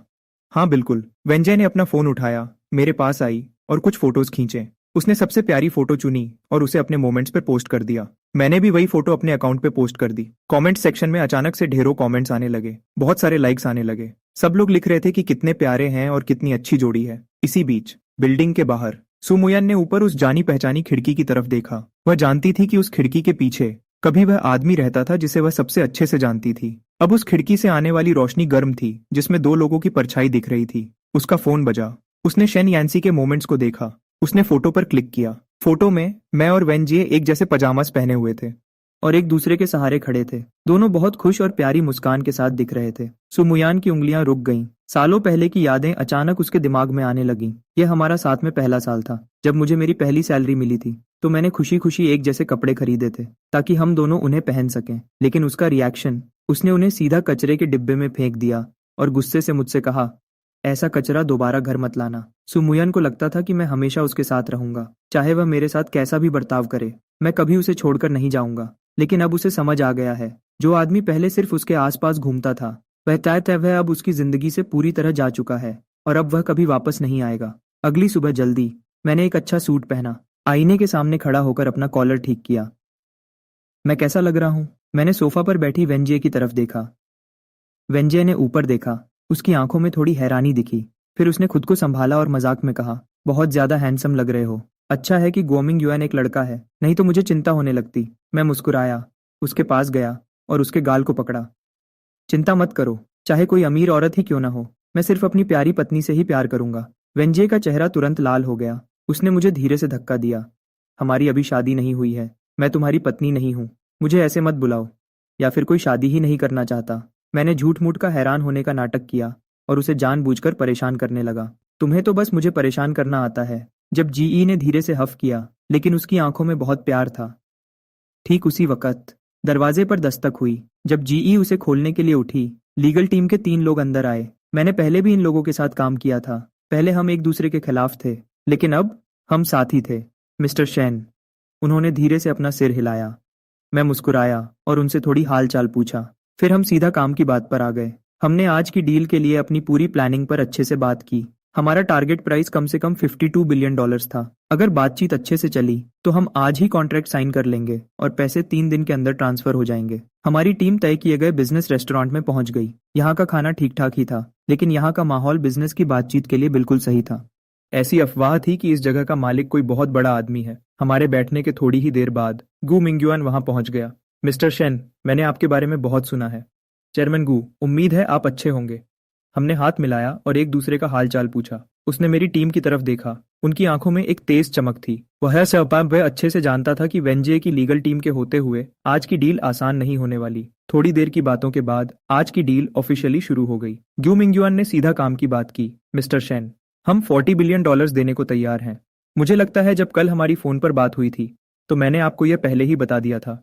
इसलिए मैं जानना चाहता हूँ कि इस कीमत पर आपका क्या कहना है। मैं अपनी कुर्सी पर पीछे होकर बैठा और धीरे से हंसा।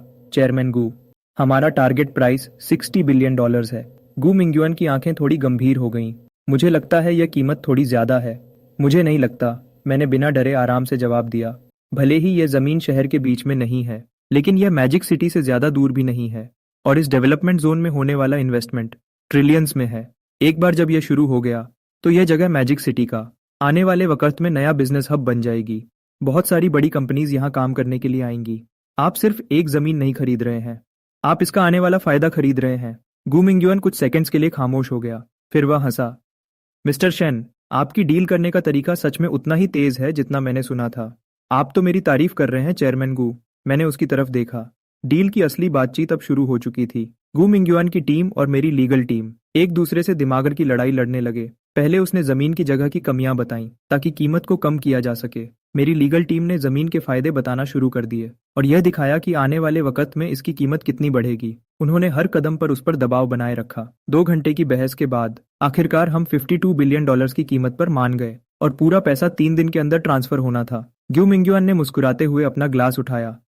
मिस्टर शेन, आपके साथ बिजनेस करके बहुत अच्छा लगा। मैंने उससे अपना ग्लास मिलाया और एक बार में ही अपनी ड्रिंक पी गया। डील ऑफिशियली पक्की हो गई थी। लीगल टीम ने कॉन्ट्रैक्ट को बार बार चेक किया ताकि पैसे मिलने में और कॉन्ट्रैक्ट टूटने की शर्तों में कोई गलती न हो। कृपया इसे एक बार देख लीजिए। लॉयर ने कॉन्ट्रैक्ट मेरे और गू मिंगयुआन के हाथ में दे दिया। मैंने जल्दी से उसे ऊपर ऊपर से पढ़ा। सब कुछ सही देखने के बाद मैंने अपना साइन कर दिया। दूसरी तरफ से उन्होंने भी साइन कर दिए। 15 मिनट्स बाद 3 बिलियन कैश मेरे अकाउंट में ट्रांसफर हो गए। ग्यू मिंगयुआन ने मुस्कुराते हुए मुझसे हाथ मिलाया। बाकी बचे हुए पैसे 3 दिन के अंदर जरूर ट्रांसफर हो जाएंगे। आप बड़े साफ बात करने वाले हैं चेयरमैन गू। उम्मीद है आने वाले वक्त में हमें साथ काम करने के और मौके मिलेंगे। कॉन्ट्रैक्ट साइन होने के 1 घंटे से भी कम वक्त में यह खबर इंटरनेट पर फैल गई। जामिंग रियल एस्टेट ने $52 बिलियन इन्वेस्ट किए और मैजिक सिटी डेवलपमेंट जोन की सबसे खास जमीन अपने नाम कर ली। ठीक उसी वक्त जामिंग रियल एस्टेट के शेयर की कीमत अचानक बहुत बढ़ गई। मार्केट में लोगों का भरोसा फिर से लौट आया। वेंजे ने खबर को देखा और धीरे से हंसी। ये लोग तो बहुत तेज निकले। जिंदा रहने के लिए उन्हें ऐसा ही करना पड़ेगा। मैं सोफा पर पीछे होकर बैठ गया और आराम से बोला, यह जमीन उनके लिए उनकी जान से भी ज्यादा प्यारी है। जामिंग रियल एस्टेट के पास पैसों की बहुत कमी हो गई थी। उन्हें पैसे जुटाने के लिए इस जमीन का सहारा लेना ही था ताकि मार्केट में अपना भरोसा बनाए रख सकें, नहीं तो उनकी पूरी कंपनी डूब सकती थी। और अब वे कामयाब हो गए हैं। इसी बीच सुमोअन्स कंपनी के लॉजिस्टिक्स डिपार्टमेंट में, क्या तुम लोगों ने सुना? शेन यंसी ने अपने पास की जमीन बेच दी। मैंने सुना है उसने उसे $80 बिलियन से भी ज्यादा में बेचा है। मैंने सुना है कि वह 100 बिलियन था। बिल्कुल नहीं, क्या सच में? यह तो पागलपन है। लोगों का ग्रुप मजे से बातें कर रहा था। उनके चेहरों पर हैरानी और जलन साफ दिख रही थी।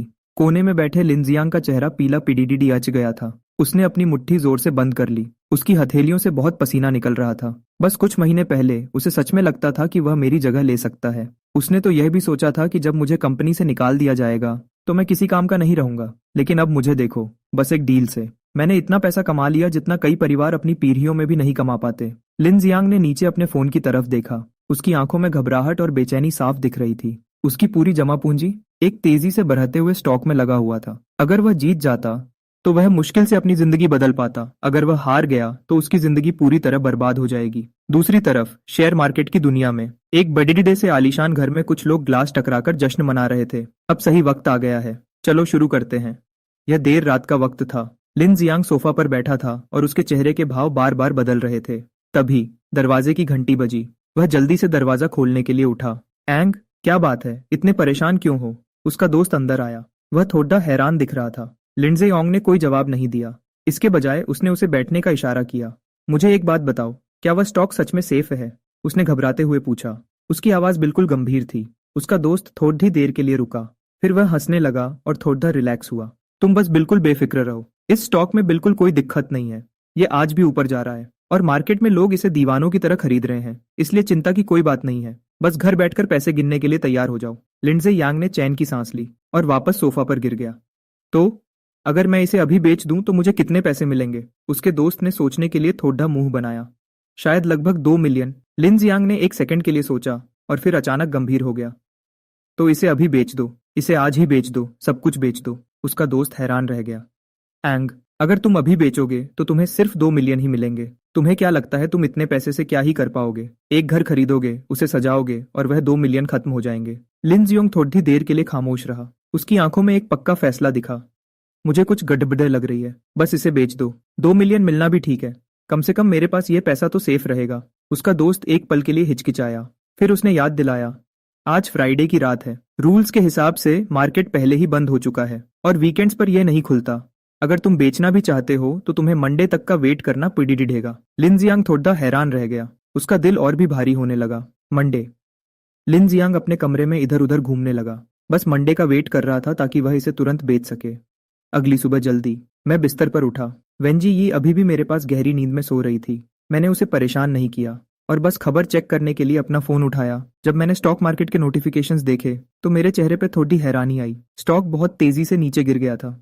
मैं अपनी हंसी नहीं रोक पाया। ऐसा लग रहा था कि मार्केट को चलाने वालों ने पहले ही बहुत बड़ा फायदा कमा लिया था, लेकिन वह जल्दी कामयाबी पाने के लिए कुछ ज्यादा ही उतावले लग रहे थे। उन्होंने और ज्यादा कीमत बढ़ने का वेट नहीं किया। लगता है उनकी और ज्यादा रिस्क लेने की हिम्मत नहीं हुई। लेकिन मुझे इन सबसे कोई फर्क नहीं पड़ता था। मैं तो पहले ही बाहर निकल चुका था। मैंने इससे बहुत पहले ही काफी पैसा कमा लिया था। अब स्टॉक मार्केट के उतार चढ़ाव से मुझे कोई फर्क नहीं पड़ता था। इस बीच लिन जियांग अपने सोफा के सामने खड़ा था। उसकी आंखें अपने फोन पर टिकी हुई थीं। स्क्रीन पर स्टॉक मार्केट के डेटा को देखकर उसका खून ठंडा पुडिडियाज गया। उसकी आंखों में डर साफ दिख रहा था। उसकी उंगली बार बार रिफ्रेश बटन को दबा रही थी, लेकिन वह चाहे जितनी बार भी रिफ्रेश करता, स्टॉक की कीमत लगातार गिरती ही जा रही थी। यह नामुमकिन है, लिन जियांग ने अपने आप से कहा। उसने जल्दी से अपना फोन उठाया और अपने स्टॉक ब्रोकर का नंबर मिलाया। अरे, ये सब क्या चल रहा है? लिन जियांग ने घबराते हुए पूछा। दूसरी तरफ से किसी ने फोन नहीं उठाया। ये कैसे हो सकता है? लिन जियांग का दिल तेजी से धड़कने लगा, जैसे उसका दम घुट रहा हो। उसने दोबारा फोन मिलाया, लेकिन फिर भी कोई जवाब नहीं मिला। लिंडसे यांग ने जल्दी से कपड़े पहने और दरवाजे से बाहर भागा। जब लिंडसे यांग ब्रोकर के घर पहुंचा, उसने बिना सोचे दरवाजे पर लात मारकर उसे खोल दिया। अंदर से अचानक एक चीख सुनाई दी। आह! यह दो औरतों की आवाज थी। एंग?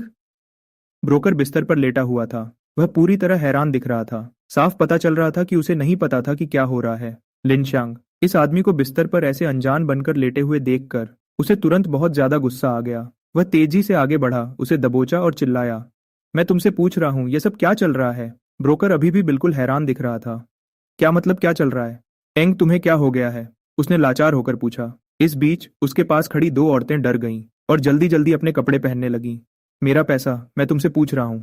क्या तुमने नहीं कहा था कि इस स्टॉक में कोई दिक्कत नहीं है? तो फिर यह सब क्या बकवास है? ये कहते हुए लिन शोंग ने अपना फोन सीधा उसके चेहरे के सामने फेंक दिया। ब्रोकर एक सेकंड के लिए रुक गया और उसने फोन उठा लिया। उसके दिल ने कहा कि जरूर कुछ गलत हुआ है, नहीं तो लिन जियांग ऐसा गुस्सा नहीं करता। उसने जल्दी से स्टॉक मार्केट का पेज खोला। जैसे ही उसकी नजर स्क्रीन पर पड़ी, उसे अपनी आंखों पर बिल्कुल यकीन नहीं हुआ। यह क्या हो रहा है? ब्रोकर ने धीरे से अपने आप से पूछा। उसके चेहरे पर बहुत उलझन थी। क्या यह कोई टेक्निकल करेक्शन है? उसने अपने मन में सोचा, लेकिन उसने तुरंत इस बात को दिमाग से निकाल दिया। ये बहुत तेजी से नीचे गिर रहा है। ये बिल्कुल भी कोई आम बदलाव नहीं लग रहा है। और सबसे बड़ी बात, ये अभी भी लगातार नीचे गिरता जा रहा है, जिसका मतलब है किसी ने जानबूझकर इसे नीचे गिराया है। ब्रोकर का दिमाग बिल्कुल सुन्न हो गया। वह समझ चुका था कि क्या हो रहा है, लेकिन उसमें यह मानने की हिम्मत नहीं थी।